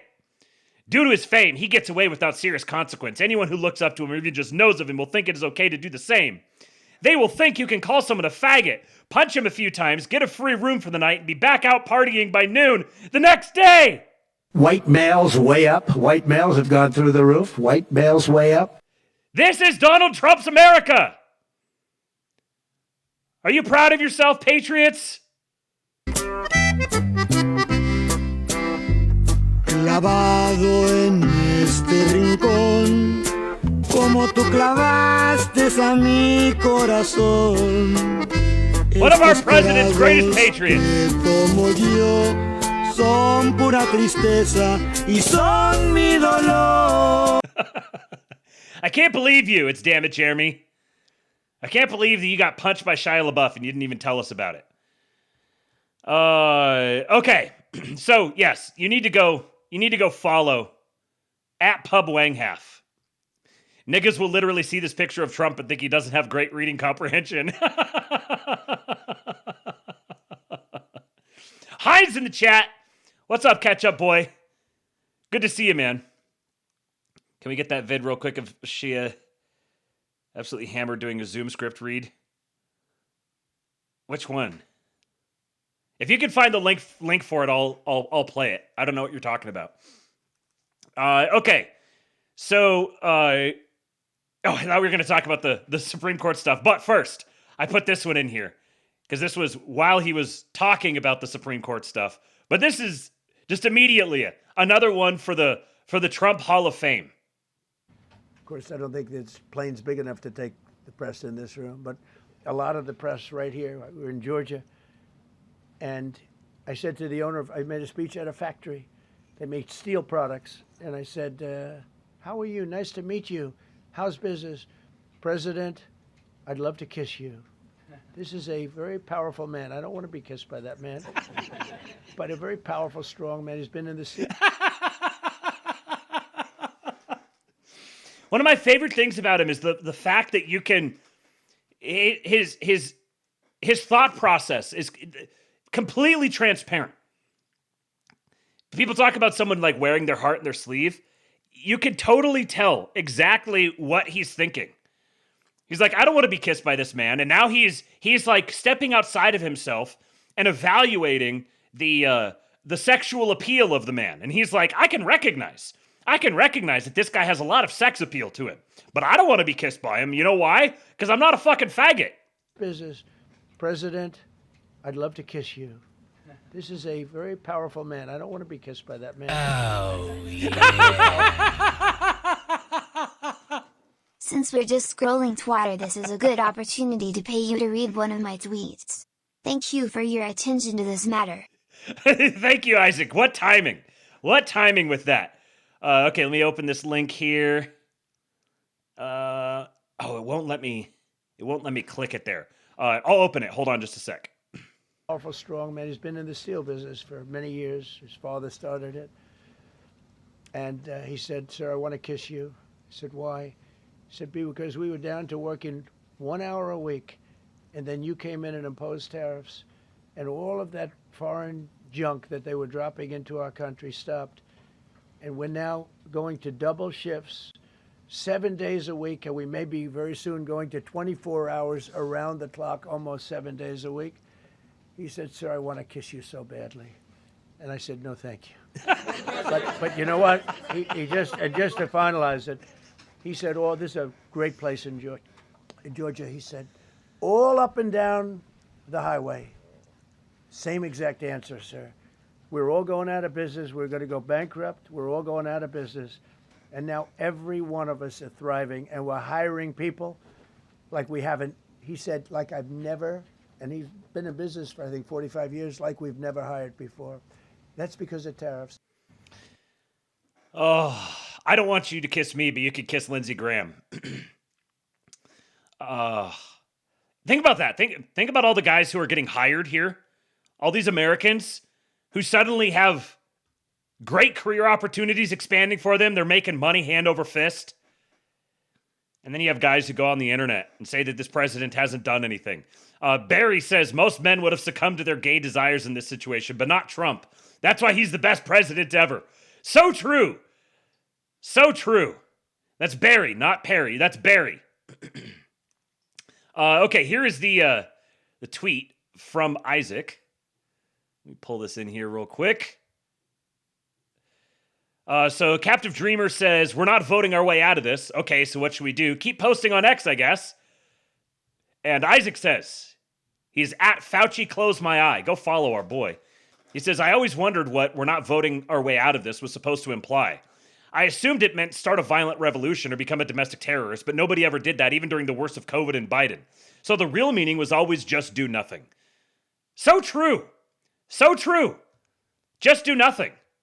Ironically, the closest anyone had got to a Rumble revolution was J6, which was only done to defend people's ability to vote their way out of this.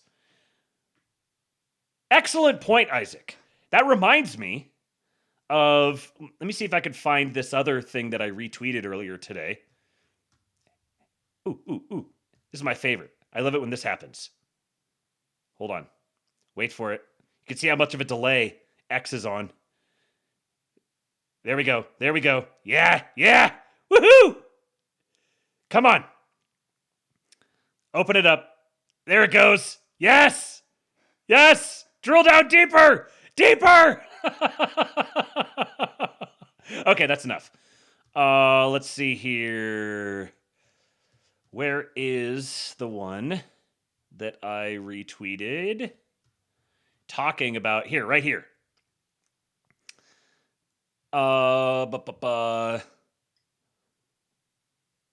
So Kaiser von Lohengram, actually, I'm going to read this tweet on another day. I don't want to get into all of that right now. It's a very good tweet. But this guy replied to him and said, my favorite thing about the J6ers is how a sizable portion of the online right was sneering at them and saying they earned it. Shout out to Sneed Fetus here, who's apparently now a mutual. And Kaiser von Lohengram said there are right-wingers who, in regards to J6, cheered them on when it was happening, sneered at them when they were arrested, used them as a prop against Trump for points, ignored them once they were pardoned. These people are scum. History must be remembered, and they held accountable. And this guy here, Save U.S. Culture, said, up to the very moment Trump pardoned the J6ers, the retard right, the same people claiming Trump hasn't deported anyone, were crowing and glowing that he didn't do anything to help them. They took perverse pleasure in saying it and have faced no consequences for being wrong. And that's a really good illustration of this particular type of person, the type of person who likes to crow about all the things Trump hasn't done.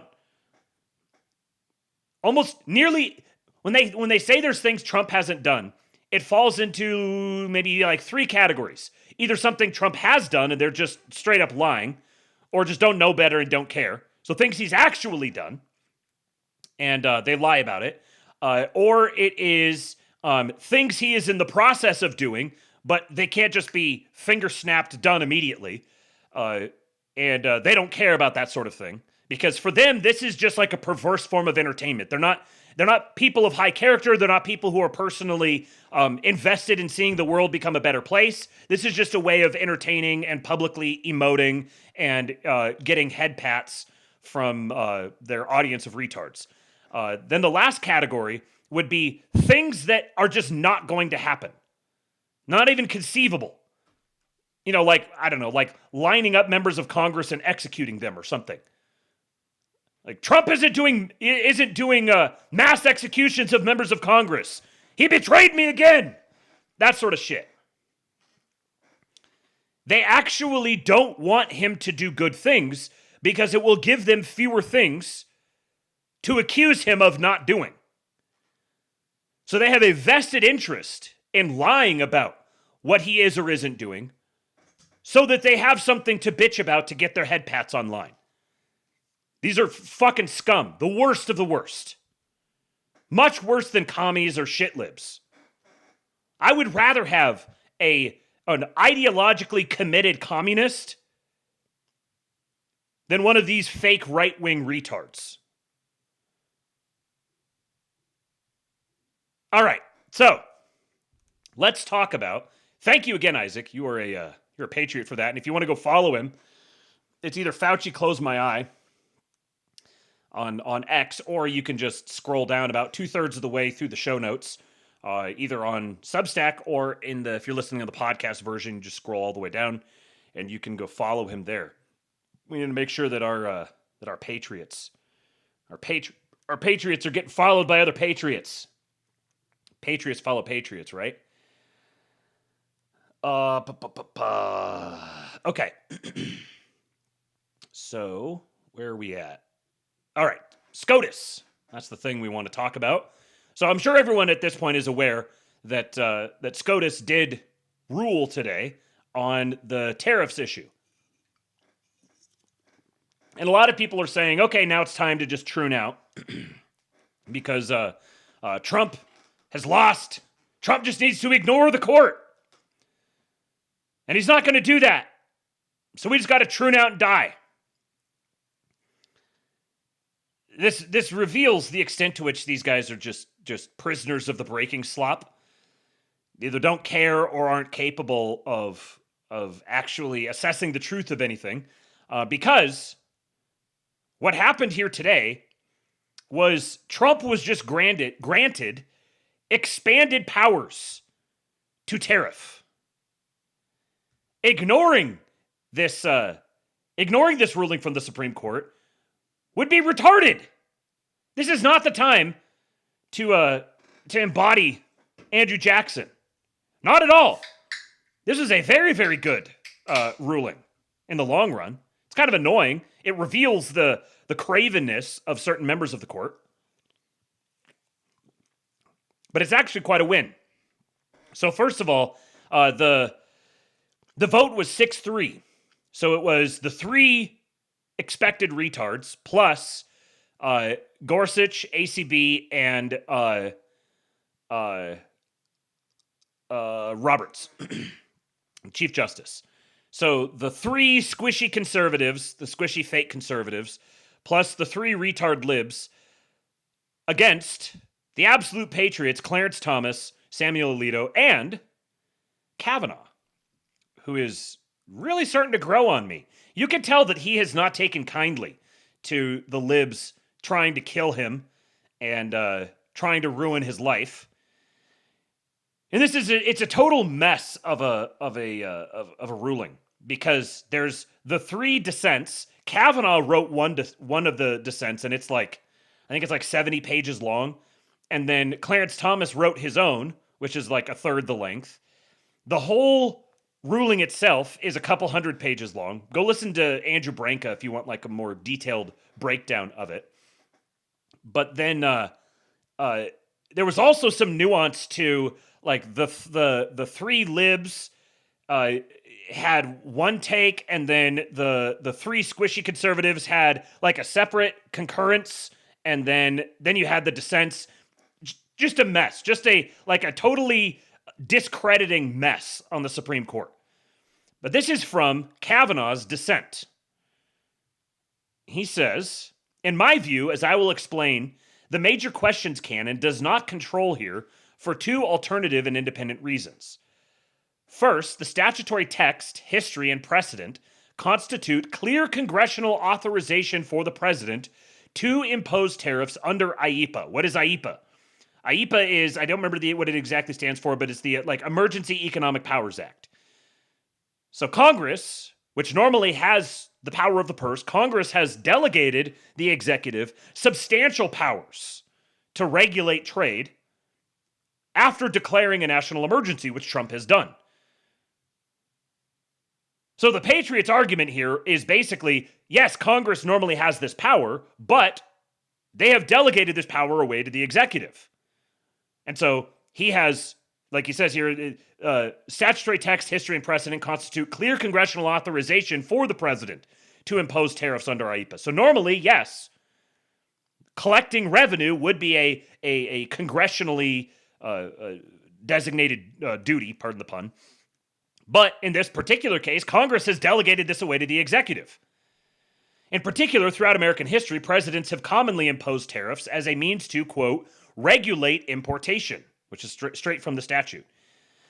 So tariffs were not an unheralded power when Congress enacted AIPA in 1977 and authorized the president to regulate importation of foreign goods. Therefore, the major questions doctrine is satisfied here. Second, in any event, the court has never before applied the major questions doctrine in the foreign affairs context, including foreign trade.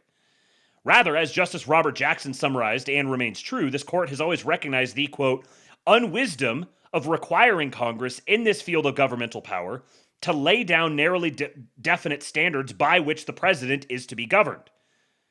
In other words, it's not good for the judiciary to require Congress to really substantially narrow what the president could do. You got all three branches there, and they need to maintain distance between them. In foreign affairs cases, courts read the statute as written read the statute as written and do not employ the major questions doctrine as a thumb on the scale against the president.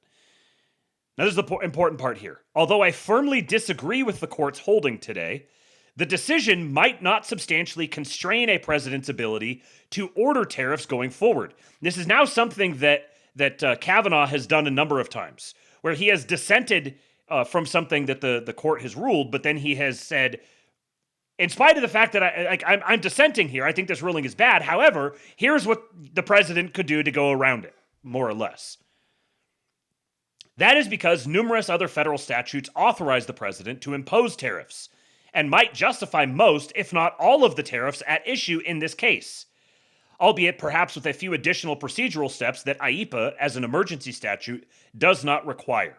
And this is the important point here. So, if you want in a short sentence, what this decision from the Supreme Court does, it says the president is not allowed to issue tariffs according to AIPA.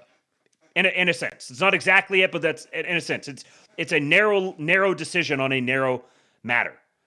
It doesn't substantially constrain, and in fact, by issuing the decision the way they did, they actually reestablished and expanded by reestablishing the powers that the president has to tariff apart from AIPA.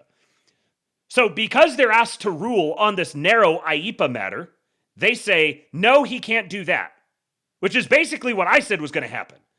That they were going to come up with some sort of weaselly way to say, oh, he can't keep doing this way anymore, but here's all these other ways he can do it. Is exactly what happened. They said he can't use AIPA for this. But they actually outright stated, because there's all these other ways he can do it. So this is how this is actually a win. The reason why they went for it this way, I think, they tried to do the AIPA way first, is because they could just slam them in the way they wanted to. They could start making headway on this and create such a headache to try to untangle it all that they would ultimately get this sort of decision from the Supreme Court. So the Supreme Court wants to try to stand up to Trump while also kind of not really standing up to him at all. But they gives him like a legal fig leaf they can hide behind. So if they had actually granted his powers under AIPA to do that, it would have substantially expanded executive power permanently. As it is, they didn't necessarily expand it in that sense, but they have now, the Supreme Court has ruled if he starts applying tariffs according to all these other statutes, then the Supreme Court has already ruled on it. So he's not going to have to go through this with every single one of them. Those statutes include, for example, the Trade Expansion Act of 1962, also known as Section 232. You're going to hear about these a lot going forward. So Section 232 is the Trade Expansion Act from the Trade Expansion Act of 1962. Then there's the Trade Act of 1974, Sections 122, 201, and 301. and then the Tariff Act of 1930, which is Section 338. So you're going to hear a lot about Section 338, Section 301, and Section 232. And then there's also Sections 122 and 201. That's what these are referring to. In essence, the court today concludes that the president checked the wrong statutory box by relying on IEEPA rather than another statute to impose these tariffs. Basically, if he wants to use these other statutes, then it takes more paperwork. IEEPA, he could just declare a national emergency and then apply the tariffs. With these other ones, he has to go do all the legwork. But they've also had time now to go do all of this legwork because it's been a year, basically. He continues, in the meantime, however, the interim effects of the court's decision could be substantial. The United States may be required to refund billions of dollars to importers who paid the IEEPA tariffs, even though some importers may have already passed on costs to consumers or others. As was acknowledged at oral argument, and it was Amy Coney Barrett who said it, the refund process is likely to be a mess. In addition, according to the government, the IEEPA tariffs have helped facilitate trade deals worth trillions of dollars, including with foreign nations from China to the United Kingdom to Japan and more.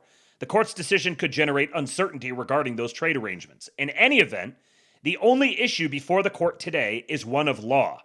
In light of the statutory text, long-standing historical practice, and relevant Supreme Court precedents, I would conclude that IEEPA authorizes the president to, quote, regulate importation, end quote, by imposing tariffs on foreign imports during declared national emergencies. I therefore respectfully dissent.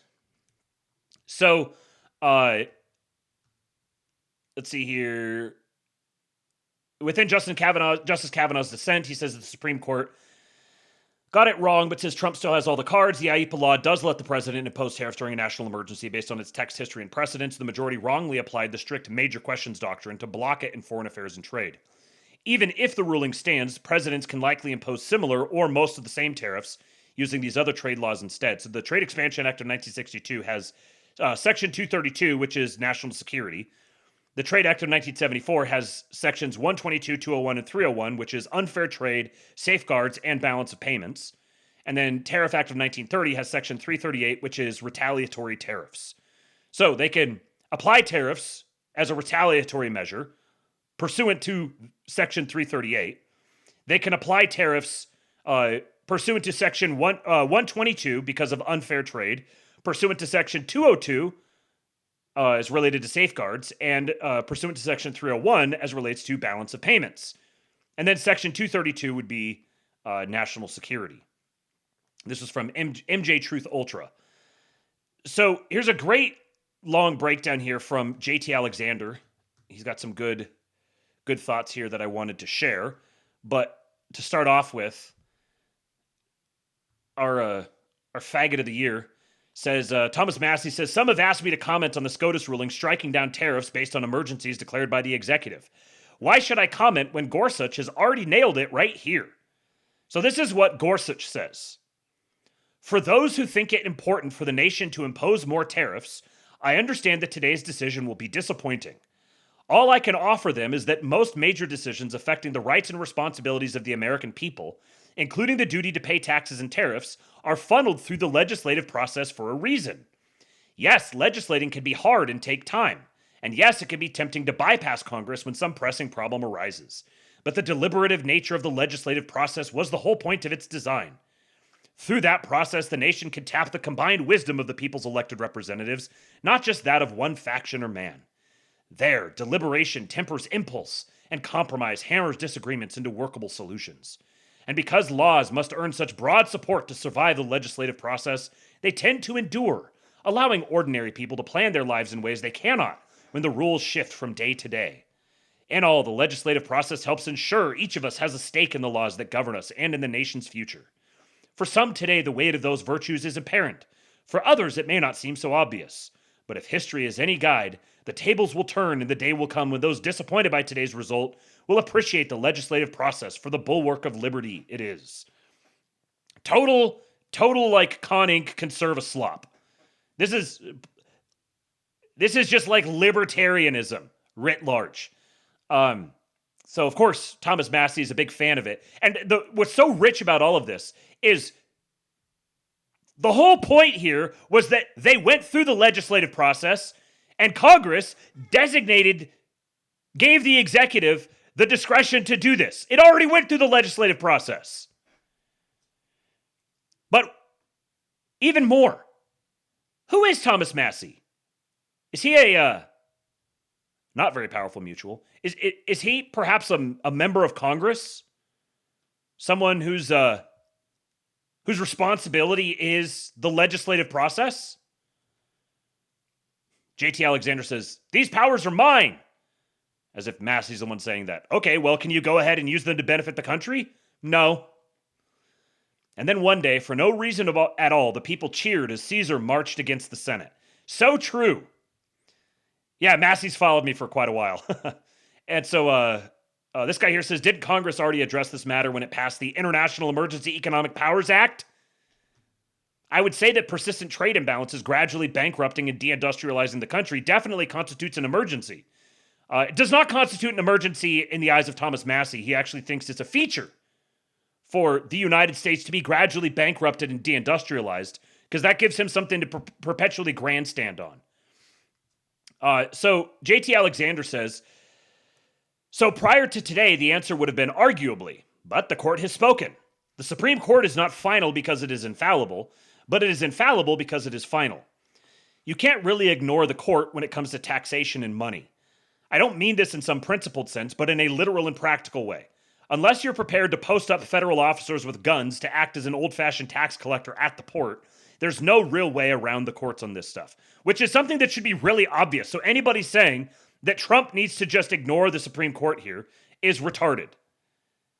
To ignore the Supreme Court here is to say, no, all of that stays in place, and we're going to now, I don't know, take a bunch of people away from deportations and assign them to literally physically collecting tariffs at gunpoint or something. He says, I think the court was wrong, but my opinion doesn't matter. We now have to figure out how to work around this weird half-in, half-out ruling. Even worse, there is no controlling opinion out of this decision. Roberts, ACB, and Gorsuch, or RAG, agreed with Kagan, Sotomayor, and the retard in the judgment, but not in the holding. This is what I meant by there's like the three retards, Kagan, Sotomayor, and the retard, were aligned with Roberts, ACB, and Gorsuch on the judgment, but then they had separate holdings. This is a complete split baby decision with no clear directive or holding, except that the IEEPA tariffs cannot stand. The opinions can offer clues as to what future cases might result in, but it is only persuasive authority. The opinion is not binding on any lower court or future decisions. I think Kavanaugh was right to point out the flaw in the decision from a practical standpoint, while Trump has already highlighted the interesting suggestion the RAG opinion made. Let's back up to the key language real quick and break it down into elements. The IEEPA says, 1, the president, 2, in response to a declared national emergency, 3, may regulate importation of 3A, any property, and 3B, in which any foreign country or national thereof has any interest. So once again, the president, in response to a declared national emergency, may regulate importation of any property in which any foreign country or a national thereof has any interest. So elements 1 and 2 are easy and satisfied. In other words, the president and in response to a declared national emergency. The tariffs come from Trump. Trump declared a national emergency, so the IEEPA is invoked. Likewise, elements 3A and 3B are satisfied. We're talking about stuff getting offloaded from foreign boats at U.S. ports, traded by foreign nationals. Easy peasy. The only real question was whether regulate importation includes the power to tax. Now, strictly speaking, I agree with Roberts that Congress has the ultimate power to tax. No debate there. The problem I see it is that Congress delegated that power to the president. This raises one of my favorite legal doctrines, non-delegation doctrine. Now, non-delegation doctrine does not actually exist as law. It's a theory that I'm a big fan of and that I hope gets incorporated into law one day. The Supreme Court has been inching towards non-delegation doctrine for most of the past decade now, but they haven't gotten there. Let me explain what it is and why I pray to God we see it adopted. All statutory power originates with Congress, but Congress realized a long time ago that it can create agencies in the executive branch and delegate some of that lawmaking authority. This is where federal regulations come from. Every federal agency has some enabling statute that tells the agency what its role is and how to accomplish it. We call this instruction an intelligible principle. So there's some enabling statute that created, for example, the EPA, that tells the EPA what its role is and how to accomplish that role. So that instruction, what it is and how to accomplish it, that instruction is an intelligible principle. Current law is that so long as an agency has an intelligible principle from Congress and its actions are in accordance with that intelligible principle, the agency has the force of law to create regulations. With some limitations here and there, Administrative Procedures Act, blah, blah, blah, whatever. We're talking high level here. So as it stands, Congress actually does very little work. If you ever wondered why all they seem to do is grandstand and act like social media influencers, it's not because elections require it, it's because they don't have enough work to do. And until 2024, we had another legal doctrine called the Chevron deference, which required courts to largely presume that regulations were valid. Chevron was overturned, and it was and is a huge deal. We're still seeing how that changes everything. There have been a few other examples of the Supreme Court inching towards non-delegation, while at the same time carving out protections for the president's Article II supremacy. A separate doctrine involved in this decision is the major questions doctrine, which presumes that the executive branch always lacks authority to take sweeping major action that ought warrant a law from Congress. This is what we'd call an escape valve. It is inconsistently applied and often used by the court to invalidate a policy they just don't like. Major question was the doctrine that ultimately saved us from Biden's OSHA mandate, so I'm grateful it exists, but we all know that many presidents have taken sweeping unilateral action without express language from Congress. The EPA regulations are a great go-to example. So back to tariffs and the IEEPA. What's the connection? Because this decision seems to take a very strange tack on all three issues. In the same decision, the RAG opinion, which again, this was Roberts, Amy Coney Barrett, and Gorsuch, their opinion says, 1A, Congress cannot delegate its taxation power even to the president himself. 1B, without extremely clear and express language due to the major questions doctrine. So, in other words, if Congress is going to delegate, for example, its taxation power to the president himself, they would have to say in the statute, we are delegating our taxation power to the president in this matter. And absent that, what Roberts, Amy Coney Barrett, and Gorsuch are saying is, absent that clear language, you cannot assume that Congress intends to do that. And then 2, the president has the power to regulate everything else about importation under these circumstances. He just can't tax it. It simultaneously restricts the president on one point, empowers the president dramatically on another point, and suggests that Congress's power to delegate its power requires more than just an intelligible principle. So there's been this intelligible principle doctrine that he just described there, where you have the agency is established and it's given a role. And that instruction is considered the intelligible principle. But now they're saying, in granting this power, they can't just have an intelligible principle. They have to explicitly denote that they are delegating this power. And they're saying the president can do anything they want to regulate importation under IEEPA, but he cannot tax. Now, Kagan, Sotomayor, and Retard don't agree on this. That's why they didn't sign on to the opinion. But if Roberts, ACB, and Gorsuch agree with this interpretation, you know damn well Alito and Thomas, if not Kavanaugh as well, agree with 1B and 2. That would be the without extremely clear and express language due to the major questions doctrine, and that the president has the power to regulate everything else about importation under these circumstances. He just can't tax it. I'm not sure where the administration is going to take this, but I know they foresaw it because Trump is already pointing out the implicit expansion of his regulatory power in this decision. And then, he says, I forgot a paragraph completing my explanation of the non-delegation doctrine. Non-delegation doctrine is the principle of simply, no, you can't do that. Congress makes laws, not regulatory agencies. If we achieve that, 95% of the federal government has to be redesigned, and Congress will suddenly have no time to waste on performative theater kid nonsense. Being in Congress would become a grueling egghead job instead of something appealing to wannabe celebrities. So really, this was kind of a win-win. The way that this has panned out, it was kind of a win-win, because on one hand, you could have had the, I'm going to have to get to this here in just a second. On one hand, you would have had them say, yeah, the president is free to tariff under IEPA, in which case, woohoo, everything continues as is. You'd have gotten all the headlines that the Supreme Court has rubber-stamped Trump's ability to tariff, and all the libs and doomers would have trooned out. But the downside of it would have been potentially kind of conceptually undermining the revocation of the Chevron deference. In other words, it might have made it more difficult because it would have created a little more daylight in the major questions doctrine, which would have then been made it harder to say Congress has not delegated this to an agency, or Congress can't delegate these powers to some sort of federal agency. And so when agencies make decisions, those have the force of law. So what we got instead is, okay, Trump cannot tariff at all whatsoever under IEPA, but he can tariff across all these other things, and he could do anything he wants to regulate importations under IEPA except for tariff. That's the actual effect of this ruling. So here is Trump speaking to these matters in his speech that he gave right after it was announced.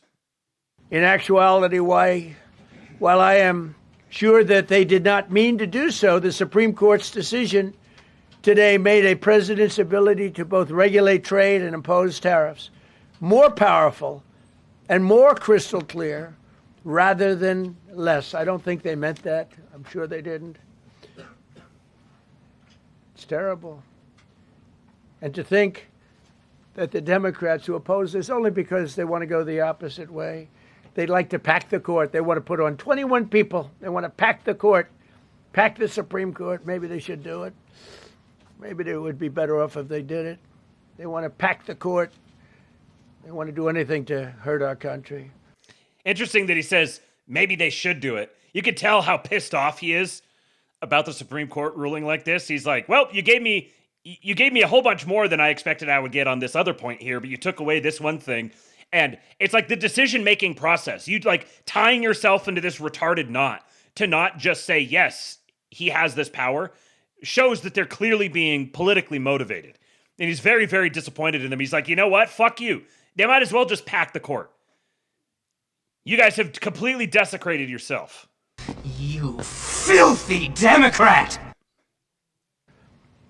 There will no longer be any doubt, and the income coming in and the protection of our companies and country will actually increase because of this decision.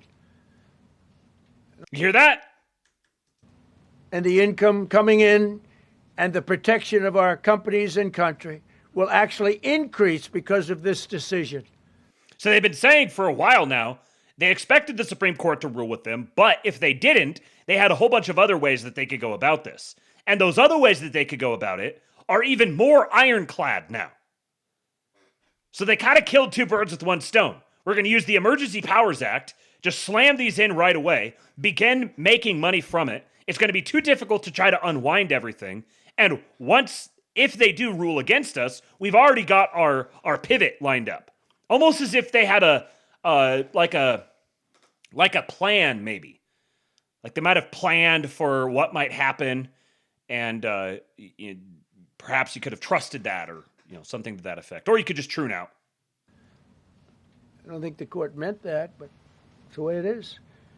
Based on long-standing law and hundreds of victories, and even, as I was pointed out before, even thousands of victories over the years, to the contrary, the Supreme Court did not overrule tariffs.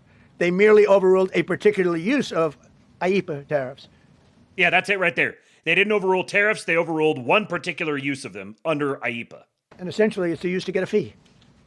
I can do anything I want with IEPA. Anything. I just can't charge anybody for it. I can license, I just can't charge them. It's ridiculous, but it's okay, because we have other ways, numerous other ways. The ability to block, embargo. I've noticed that he's been wearing this purple tie a lot recently, and Rubio's been wearing the same one. I think I might have seen JD wear it as well. It's very interesting. Very interesting sartorial decision. Restrict, license, or impose any other condition on a foreign country's ability to conduct trade with the United States under IEPA has been... Let me play that one more time, because this is important. Ability to block, embargo, restrict, license, or impose any other condition on a foreign country's ability to conduct trade with the United States under IEPA has been fully confirmed by this decision. So now there's no doubt, because, you know, there were a lot of questions about tariffs because no president was smart enough to use them to protect our country from those countries and businesses that were ripping us off. You took a look at the deficits that we had with some of these countries. It was disgraceful what they got away with for many, many decades. But now... Mr. Sue says it's alluding they're going to give the Euro commies purple nurples. Palamite, it is purple. It looks blue here, but I've seen him in this tie in other places. And it actually is purple. There's kind of the blue light around him is making it look more blue, but it sort of has it's like a red with a blue over it with that kind of honeycomb pattern in it. So it has sort of a effervescent kind of appeal to it, and it is actually purple. Now we know, because this decision affirms all those things that some people weren't sure about. In order to protect, and it says so, in order to protect our country, a president can actually charge more tariffs than I was charging in the past period of a year under the various tariff authorities. So we can use other of the statutes, other of the tariff authorities, which have also been confirmed and are fully allowed. Therefore, effective immediately, all national security tariffs under Section 232 and existing Section 301 tariffs, they're existing, they're there, remain in place, fully in place, and in full force and effect. Today, I will sign an order to impose a 10% global tariff under Section 122, over and above our normal tariffs already being charged. And we're also initiating several Section 301 and other investigations to protect our country from unfair trading practices of other countries and companies. So, a new 10% minimum global tariff, no matter what, over and above any other existing tariff. Because here's the other thing.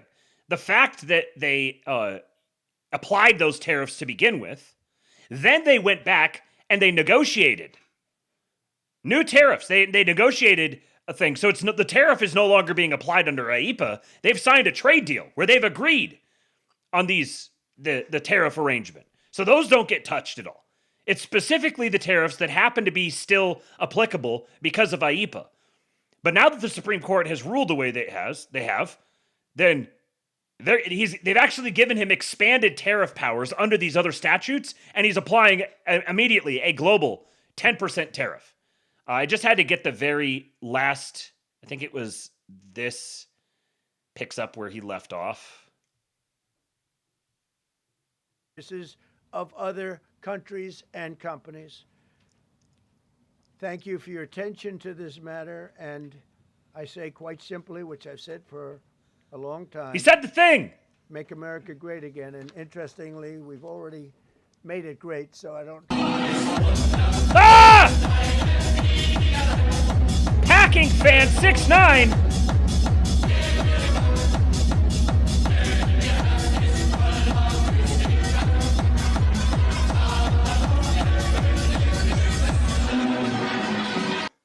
Uniparty nonsense. Fuck them purple nigs. I'm glad the admin had a solution for these issues which would prevent it from coming back. A final solution for the enemies of our socially conscious and nationalistic society. Pack the court, they deserve it. So true! So true. Thank you, Mr. President, for your final solution. We appreciate you so much. And thank you to Packing Fan 69. I just had to get that. He actually said, thank you for your attention to this matter out loud. And then this last little bit he says here. Make America great again. And interestingly, we've already made it great, so I don't have to use that, but I don't think we'll ever give up on MAGA. MAGA is always going to be with us. That's right. He's already made America great. Thank you, Mr. President, for making America great. Now, here's some of his thoughts on it. He says, the Supreme Court's ruling on tariffs is deeply disappointing. I'm ashamed of certain members of the court for not having the courage to do what is right for our country. I wonder which ones he's thinking of. Perhaps Amy Coney Barrett and Neil Gorsuch and John Roberts. He's only ashamed of certain members, not all of them, because he knew some of them were just traitors. But he's very ashamed of certain ones. I would like to thank and congratulate Justices Thomas, Alito, and Kavanaugh for your strength, wisdom, and love of our country, which is right now very proud of you. When you read the dissenting opinions, there is no way that anyone can argue against them. Foreign countries that have been ripping us off for years are ecstatic and dancing in the streets. But they won't be dancing for long. The Democrats on the court are thrilled, but they will automatically vote no against anything that makes America strong and healthy again. They also are a disgrace to our nation. Others think they are being politically correct, which has happened before far too often with certain members of this court, when in fact, they're just fools and lapdogs for the rhinos and radical left Democrats, and, not that this should have anything to do with it, very unpatriotic and disloyal to the Constitution. So true, Mr. President. It is my opinion that the court has been swayed by foreign interests and a political movement that is far smaller than people would think, but obnoxious, ignorant, and loud. My president is fed up with the obnoxious, ignorant, and loud, unpatriotic, disloyal people in the country. Also very interesting, the court has been swayed by foreign interests. Someone asked him about that, if he has proof of it, and he said, "You're going to find out." This was an important case to me, more as a symbol of economic and national security than anything else. The good news is that there are methods, practices, statutes, and other authorities, as recognized by the entire court and Congress, that are even stronger than the IEEPA tariffs, available to me as President of the United States of America, and in actuality, I was very modest in my ask of other countries and businesses because I wanted to do nothing that could sway the decision that has been rendered by the court. Very interesting thing to say.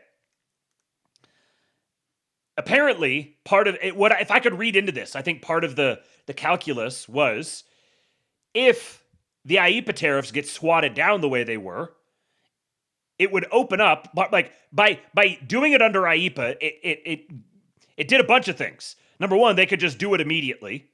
Number two, it would challenge this direct issue and would have the potential, if it had gone to the Supreme Court and the Supreme Court had upheld it, then it would have you basically could have the tariff on button to whatever extent and whenever you wanted it as a president. But if they did not do it, then part of their reasoning in not upholding it would be he has all these other ones that he can use. And so you get the judicial stamp of approval on all those other ones, which makes them completely rock solid as fallbacks.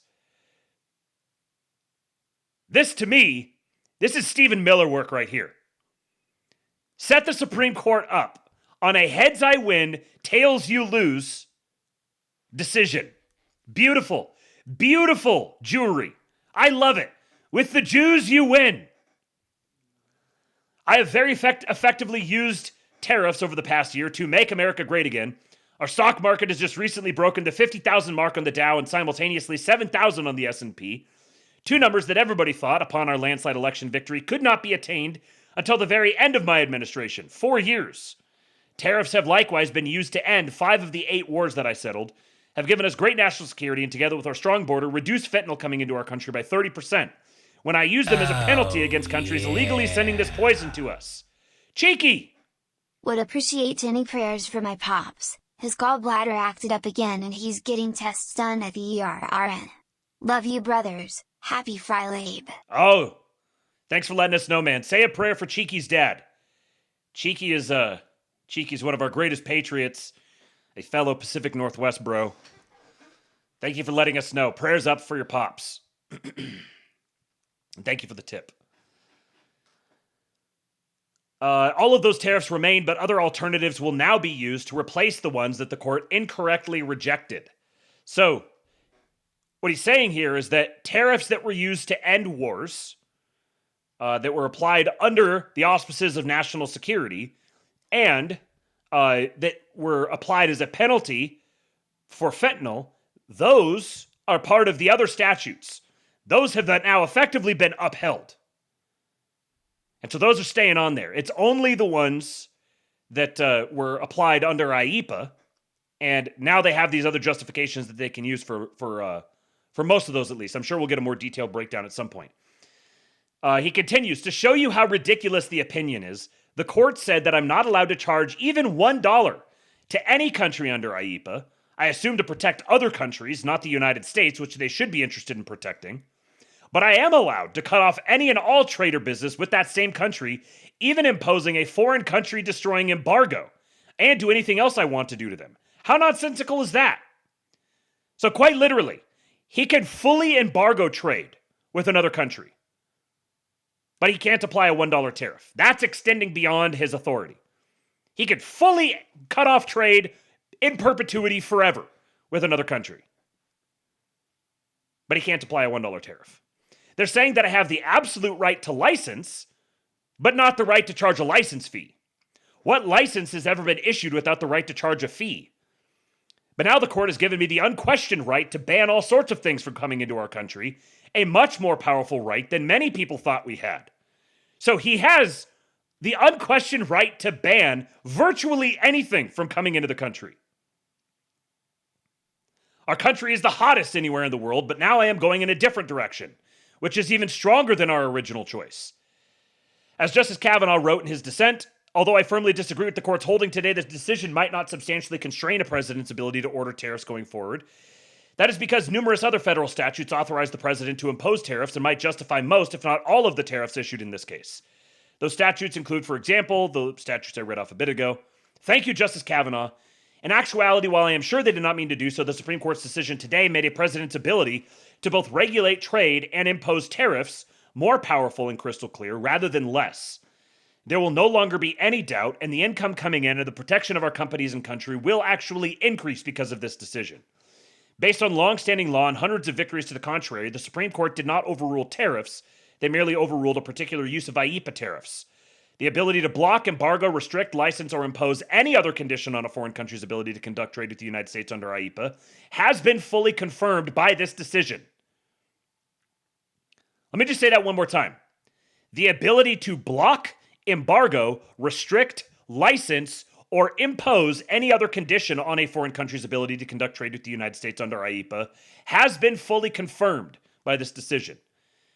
In order to protect our country, a president can actually charge more tariffs than I was charging in the past under the various other tariff authorities, which have also been confirmed and fully allowed. Therefore, effective immediately, all national security tariffs, Section 232 and existing Section 301 tariffs, remain in place and in full force and effect. Today, I will sign an order to impose a 10% global tariff under Section 122 over and above our normal tariffs already being charged, and we are also initiating several Section 301 and other investigations to protect our country from unfair trading practices. Thank you for your attention to this matter. Make America Great Again, President Donald J. Trump. So, this is part of with the Section 301, they have to do an investigation. They have to do an investigation and present some findings, and then, so that's pursuant for unfair trading practices. So they have to basically provide the evidence that there's unfair trading practices, then they can apply the tariff. So just paperwork they have to do ahead of time. But under Section 122, which was, hold on. Section 122 was unfair trade, I guess. I don't know if it's unfair trade, safeguards, balance of payments. I'll have to do a little more looking into this to see the exact details of all of them. But pursuant to Section 122, he's applying a 10% global tariff over and above all the rest of them. So anybody telling you that this was some sort of like backing down or that Trump lost or anything like that is just, they're trying to will bad things into the world. They're trying to live in a world where things are getting worse. They want to be in a world where things are getting worse, to scratch some sort of perverse itch that they have. Fugitive Truster here says, today the Supreme Court announced that Trump has absolute power to embargo all global trade and hold the global economic system hostage until Congress gives him the lesser power to set specific tariff rates on individual nations. This is perhaps not what the court intended. How's that for a framing? He has absolute power to embargo all global trade and hold the global economic system hostage until Congress gives him the lesser power to set specific tariff rates on individual nations.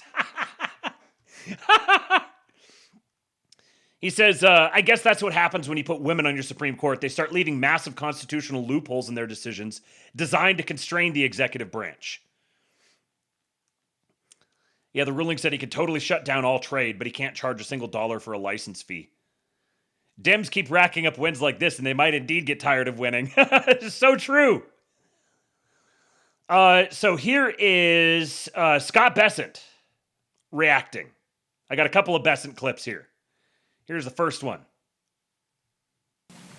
I would also like to take a moment to address today's Supreme Court ruling, and I would note that I did not change a single word in my speech post the ruling. President Trump will always put our national security and Americans first. And as I have said before, the president has multiple tools in his toolbox. Let's be clear about what today's ruling was and what it wasn't.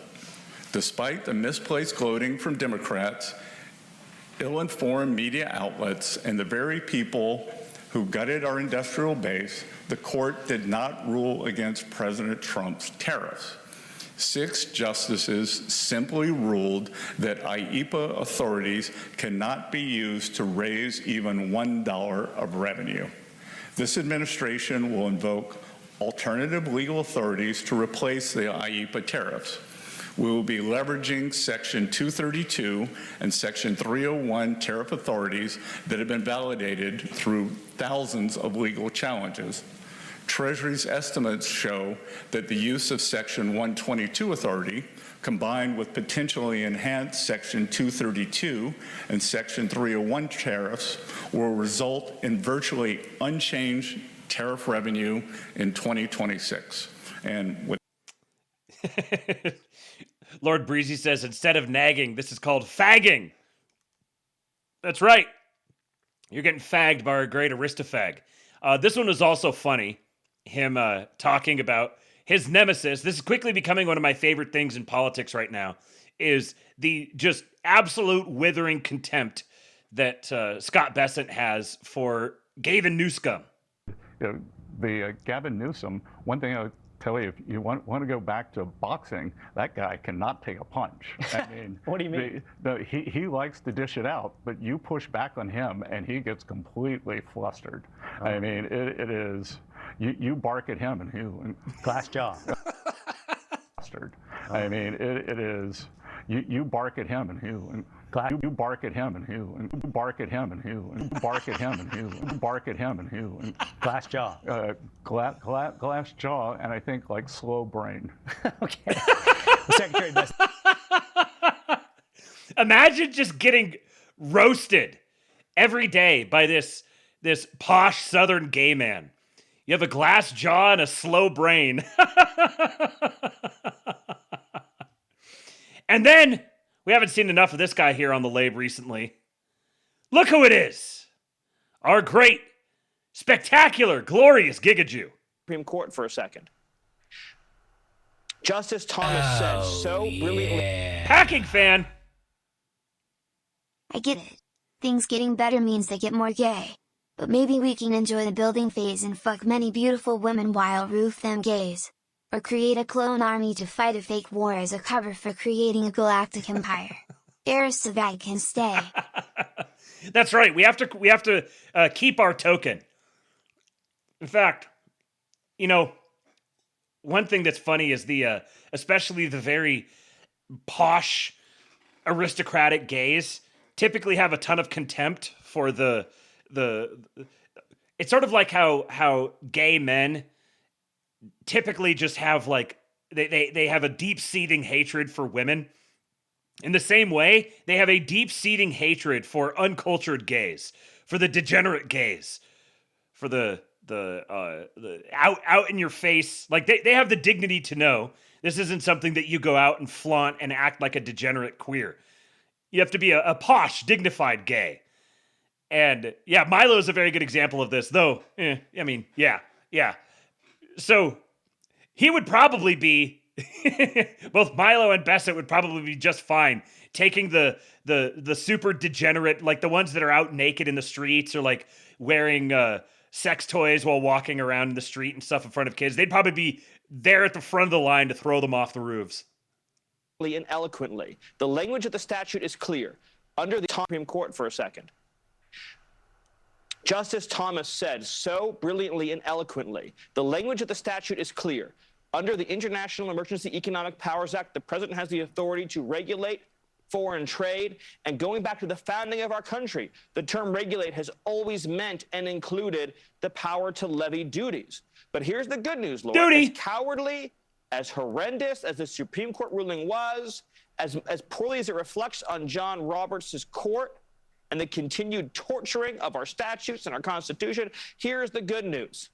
The court also affirmed the president has the authority under Section 301, Section 232, Section 122, Section 338, and many other provisions of federal law that the president can levy tariffs on foreign nations. So his program will not only be fully reconstituted, but it will be expanded. And one more point, Laura. The Supreme Court also affirmed that under IEPA, the president has authority to restrict, impede, deny, license, or even fully embargo any foreign trade. So the net result of all this is we're going to keep and grow the tariffs to bring back American manufacturing, which keeps prices low by incentivizing products to be made here in America. But it also means that President Trump has even more tools when it comes to dealing with foreign countries that undermine our security. I love it when my president gets more tools. Mr. Gigajou, sir. Stop raping, sir. That's oh, one of my favorite new soundboards. Stop raping, sir. Stop raping, sir. Let's see. There's a couple other new ones that I added. Oh, this one. Oh, the civil liberties, and oh my gosh, what about the human rights? And oh no, it's so bad. Let's see. I think there was I already played that I'm one. a human nigger going hard stuff. There you go. You got that one. This one hasn't gotten enough play. Yes, hello, it's me, a black guy. I thought there was another one here. Let me get you onto the next Gigajou clip here while I look for that other one. Right, but that is why Congress gave this authority to the president, because you cannot separate out the regulation. Homosexuality was considered high class. The improved material conditions have elevated everyone, fooling them into thinking they can be gay. This is what created the fag phenomenon. Bad used to also mean homosexual, so we've always called bad things gay. That's true. I actually talked about that at the beginning of the last, I think it was the last Labe, that the origin of the word bad was like a hermaphroditic man, a womanly man or a hermaphrodite. The fag phenomenon. The fagnomenon. Thank you, packing fan. Are you a fudge packer? Of trade with foreign countries from the conduct of our foreign policy.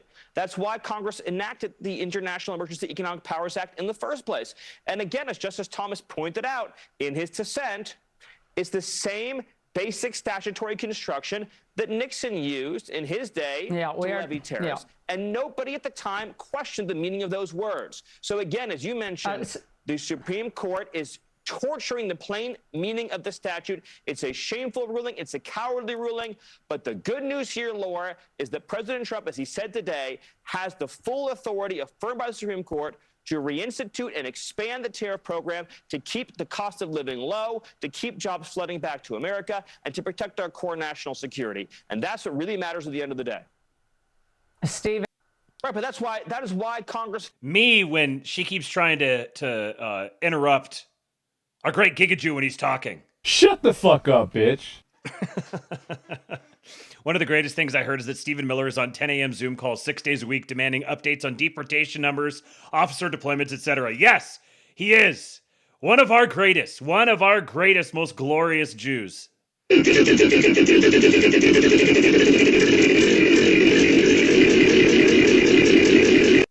Now, a couple of... the other one I was looking for was this one. We're going to kill you. We're going to give you the death penalty or kill you. A couple points here. First of all, this is what J.D. Vance said. Today, the Supreme Court decided that Congress, despite giving the president the ability to regulate imports, didn't actually mean it. This is lawlessness from the court, plain and simple. The vice president is accusing the Supreme Court of lawlessness. This is an implicit challenge to the legitimacy of the court, or at least the court's current members. They're starting to see this rhetoric building up. Stephen Miller has said this before. Lawlessness from the court. And its only effect will be to make it harder for the president to protect American industries and supply chain resiliency. President Trump has a wide range of other tariff powers, and he will use them to defend American workers and advance this administration's trade priorities. Also, Trump specifically named Amy Coney Barrett and Neil Gorsuch. He says, "What happened today with the two United States Supreme Court justices that I appointed against great opposition, Neil Gorsuch and Amy Coney Barrett, whether people like it or not, never seems to happen with Democrats. They vote against the Republicans and never against themselves, almost every single time, no matter how good a case we have. At least I didn't appoint Roberts, who led the effort to allow foreign countries that have been ripping us off for years to continue to do so. But we won't let it happen. The new tariffs, totally tested and accepted as law, are on their way. President Donald J. Trump." The president here directly calling out Gorsuch and ACB, but also pointing out the fact that Republicans, conservatives, would-be patriots, are constantly allowing themselves to get worked over by the libs because they refuse to act as a unit. The libs never vote or intentionally withhold their vote, thinking that it's going, they never vote against their own interests or intentionally withhold a vote thinking that that actually accomplishes anything. Because they actually know how to work the political system. They actually know how to wield political power. Intuitively. This is one of the reasons, why I'm not a white supremacist. Because I actually think that by and large, white people, especially self-conscious white people, have substantial hang-ups, substantial retardations. Like their refusal to act in their own interests. Oh, yeah. It's okay, because I pack it, and remain unpacked. And I have money with a good name. So I'm allowed, because I've never swallowed. No Jews though. We can have one, send the rest back to the hellmouth in Russia. Fucking androphages. You're allowed because you've never swallowed. You do have a good name. You have a very good name. Packing Fan 69. White males way up. White males way up. White males have gone through the roof. White males way up. Yeah, here's the problem. White people are seemingly disproportionately inclined to allow themselves to be disenfranchised, to consciously, intentionally decide to do things that will result in them being disenfranchised. Like, for example, saying, I'm going to withhold my vote and teach the Republican Party a lesson. And then they're going to come crawling on their knees, begging for my vote. Please, please, why didn't you give us your vote? My white people are politically retarded. Please, white people, get your act together. This will not do. We cannot be constantly being outmaneuvered by a coalition of mutants. This will not stand. Shout out to Boomer Slayer 007 over on Rumble. Oh, let me check I didn't even check the Rumble stream to make sure that everything was working out over there. So shout out to you guys who are watching over on Rumble. Stephen Miller be like, I'm going to show these silly goyim how to win. Adolf Hitler, if you can hear me, please save us. Adolf Hitler, if you can hear me, please save us. So then here was the announcement from Trump. It's my great honor to have just signed from the Oval Office a global 10% tariff on all countries, which will be effective almost immediately. Thank you for your attention to this matter. And then to wrap up today, I wanted to drill down a little bit into this conversation with Derek at Suitable Politic, talking about some of the implications and some of the reasoning behind all this. So he says the tariff case is obviously disappointing, but as I understand the implications so far, they only affect tariffs issued by the IEEPA, which is a fairly limited section of the overall tariff regime that Trump can just find another way to levy anyway. This is 15 hours ago. Jared A. Chambers at C4CEO says, no, I don't believe that's correct. It looks limited if you say, well, that was like 5 tariffs, but one of the 5 was the entire reciprocal tariff structure. Yes, he still has Section 232 authority, but that's pretty specific to a few industries. This is pretty bad. And Derek says, I'm pretty sure he took this route because it allowed him to execute reciprocal tariffs immediately and with less of a need to show his work. Unbalanced trade is one of the reasons POTUS can execute tariffs. That and national security were the 2 places that Congress has explicitly authorized tariff use. But things like Section 232 and 301 have the unfortunate side effect of requiring a bunch of paperwork before implementation laying out the issue, such as done with the electronics tariffs. And more of a tangible issue, they do require POTUS to be actively addressing the problem of unbalanced trade. When we really wanted to leave these on indefinitely, which as we all know, emergency powers remaining indefinitely is a fixture of government. So this is the thing with IEEPA, is IEEPA would not require POTUS to be actively addressing the problem of unbalanced trade, and it wouldn't require a bunch of paperwork before implementation laying out the issue. But they've now had a year to do that, and now it just means that POTUS has to be actively addressing the problem of unbalanced trade. So essentially what they did is just removed the ability for us to take advantage of the government's tendency to allow emergency powers to remain indefinitely. He said it's a loss, but I think the reciprocal tariffs will be the quickest to resurrect because it was done this way for expediency. The other minor tariffs that were more specific to emergencies might have a harder time clearing the national security bar if this decision is any indicator. And Jared Chambers says, honestly, I appreciate the search for a silver lining, but I think that's spin. If 232 and 301 authority allowed similar structure just with more red tape, then you wouldn't wait for the ruling to roll it out. The reciprocal only works if you can nimbly adjust it in negotiation. And Derek says, the purpose of 301 is to nimbly apply and adjust tariffs in negotiation. That's why it exists.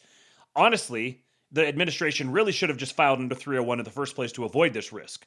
I understand why they took it, not because of the red tape. That was a secondary condition. The reason they did this is because 301 has a definable end. Help!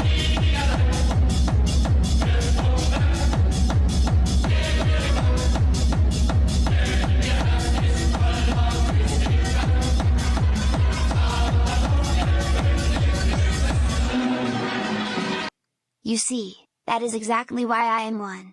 White people are somehow still the biggest enemy of white people. Imagine having to play 1v all while punching yourself in the stick. If that isn't mocking, what is? Mock is a humiliation ritual of brownoids. HH. I like how she pronounces IDK. I don't know. Just pronounces it straight up. Irk. Is that the sound of Justine getting punched in the throat?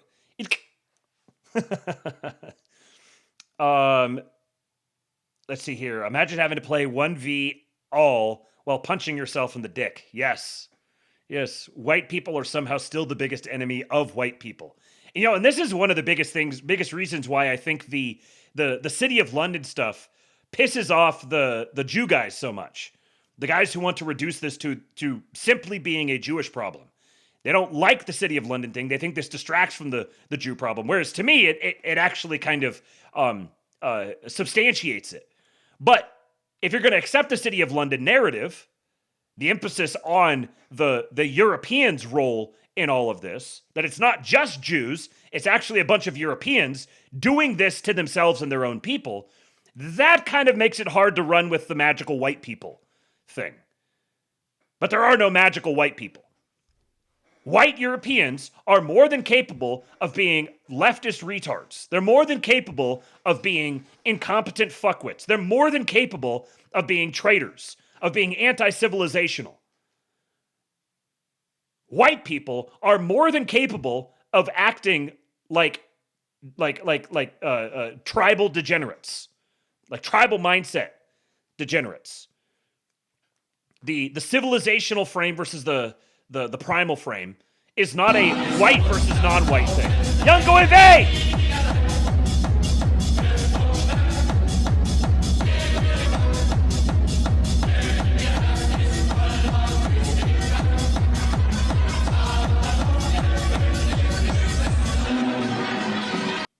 Judge Packer's way up.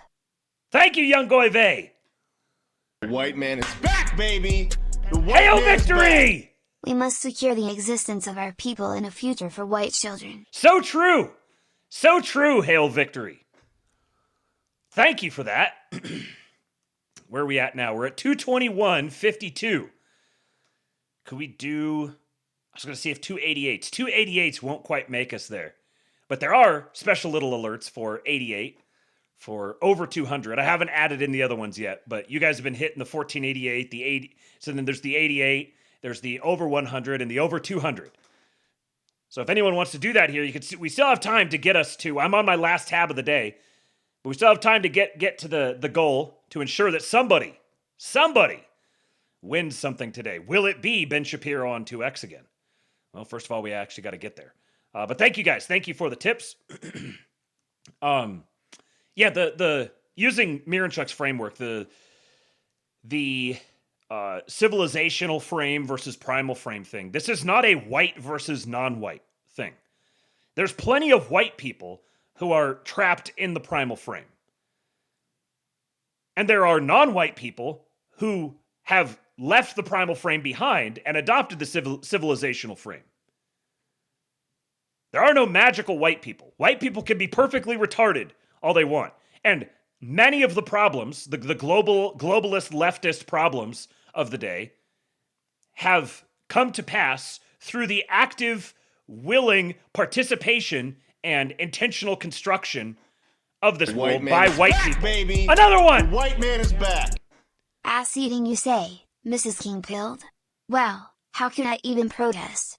And we know that it's not white people versus browns, but white men against everyone else. Hail Trump, hail victory. Ooh, I like that. It's not white people versus browns, it's white men against everyone else. Take that, Foids! Thank you, Packing Fan. So we are now within striking distance. 288s would do it. Why didn't it trigger the ass-eating song? The 25 has never done an ass-eating thing. It used to be the over 20s did. Back in the day, I had the over 20 set it up, but I replaced it when I added some of these other ones in. You guys want some ass-eating? Here you go. Your leftist ass like corn on the cob. I'm ready. I will eat your ass. Your leftist ass like corn on the cob. I'm ready. I will eat you. I will eat your ass. My children aren't going hungry. I'll do it. I'll drink your blood. And I'm starting to think about having to eat my neighbors. You think I like sizing up? I'm gonna haul him up back chain. Chop his ass up, size it up. I'm gonna haul him up back chain. Chop, chop, chop, chop. I will eat your leftist ass like corn on the cob. I'm ready. I will eat your ass. I will eat your leftist ass like corn on the cob. I'm ready. I will eat you. I will eat your ass. I'll barbecue your ass flat. I will cook your ass up so fast, and I'll tell them, "Oh, I killed a cow out back, baby." You think Christ would eat somebody? He would never do that. I will. I'm ready to hang them up, gut them and skin them and chop them up. You know what? I'm ready. I will eat your leftist ass like corn on the cob. I'm ready. I will eat your ass. I will eat your leftist ass like corn on the cob. I'm ready. I will eat you. I will eat your ass. I will eat your leftist ass like corn on the cob. I'm ready. I will eat your ass. I will eat your leftist ass like corn on the cob. I'm ready. I will eat you. I will eat your ass. That's why I want the globalists to know. I will eat your ass first. I swear to God, if it's the last thing I do, I'm gonna get my hands around your throat.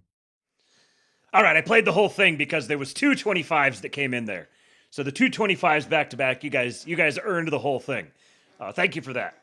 All right, let me get back to this tweet. I don't even remember what we were talking about. So he says the reason they did it this way is because 301 has a definable endpoint. If countries balance out their trade with the United States, the tariffs have to go away as part of the statute. if we called 40 years of trade imbalances a national emergency under which the POTUS can authorize reciprocal tariffs, the national emergencies don't have as clear an endpoint. It's appreciably more flexible in negotiations because you can say, well, I'm still leaving the tariff on to make up for 40 years of damage. Whereas with 301, once trade is balanced out, the tariff is gone per the statute. So that's potentially a downside here. MAGA J. Cutler, great name by the way, MAGA J. Cutler, powerful mutual, says Trump used the IEEPA tariffs to establish a new trading baseline with countries, knowing they could be ruled unconstitutional. Now 301 can be used under the newly agreed upon terms. Fun theory. And then, let's see here. He says, at the end of the day, Trump was trying to push executive power to its natural limits. If he won this case, there would be quite literally no limits on the POTUS's ability to tariff. A reality I'm perfectly comfortable with, but it was an upside play. The tariff regime explicitly laid out for POTUS in ways that can't be challenged is still robust, but it has limits that IEEPA wouldn't have. And this guy says 338 seems to not have many limits. And he says he's going to end up back in court because he's going to stretch all of these provisions to their absolute limits too. It goes back to the Seth Levy point from some time ago. Trump is doing everything he can to broaden the scope of executive authority. He lost this one, but he's going to keep pushing because he has and will win others. As Jameson Greer just said, this is from Figbar, as Jameson Greer just said, Trump had all the options and wanted to use the quickest to get things moving. Trump's enemies spent nearly a year and tons of money fighting tariffs under IEEPA. Trump got trade deals in place and through market turmoil early. Trump won. 100%. So I think he's a little more pessimistic on it, but also this is all commentary from early this morning, before more of this kind of worked its way out. So I think, to me, it's completely clear that it has been comprehensively won. We are in a much better place now than before, and with the opportunity for things to keep getting better. All right. Well, I think that's all I had here tonight. Where are we at? Just over 3 hours? That's not a bad length, especially because I got started late. Derek rejects the City of London hypothesis. Yeah, there's a few things. He's probably a little more, he treats Israel as a little less, what's the word? He's less Israel skeptical, I think, than he probably could be. And I also think that if he was, just based on having followed him and read a lot of his stuff for a while, I think if he was to be properly treated to it, that he would probably come around on it. I also think he's Canadian. I'm pretty sure he's Canadian. He might be dual. But I saw some old tweets from him. It made sense why he talks about hockey as often as he does.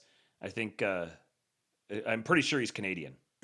We'll try not to hold that against him. What the fuck is a kilometer? Yeah, Zoomer Dylan. You could also call it Fabianism instead of City of London, which still, and that it may even be a little more accurate. City of London is a thing that's maybe a little more approachable, kind of gets people's attention, and it's like specific, but it is Fabianism writ large, which also still kind of maintains some of that, some of the JQ reference in it. Okay. Yeah, I think that's all I've got. What time is it? Oh, finishing before 1 a.m. Tremendous. Thank you guys for showing up. Appreciate you, Boomer Slayer 007 over on Rumble. And if anybody was watching on X and you were trying to comment and it wasn't coming through, let me know, because I think I had another one. Canadians are the best. Literally better American rightists than Americans. America to lend est. To that, I say, no thanks, irrelevant pervert.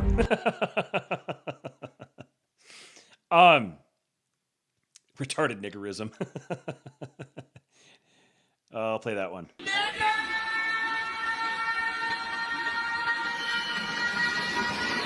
You're gay.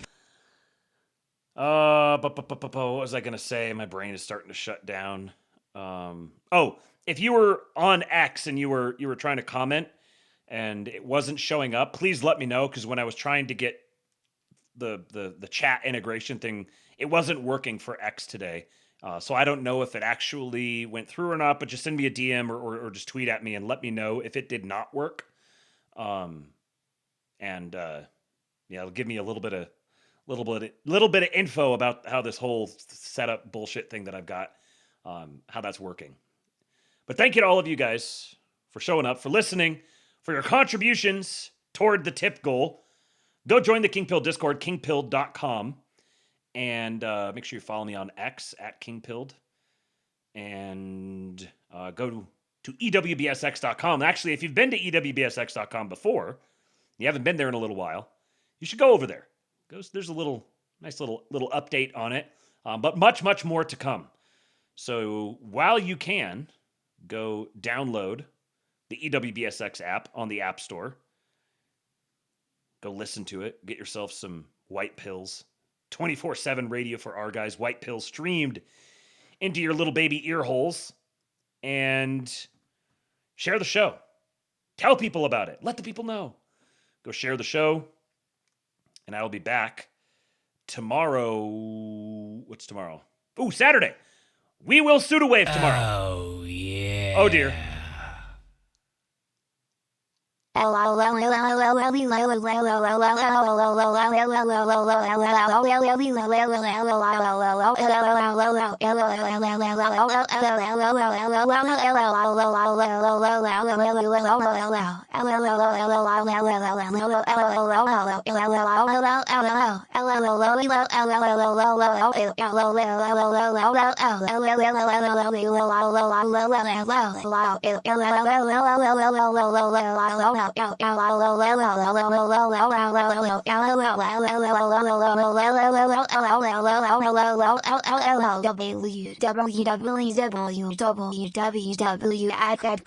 Community Indians.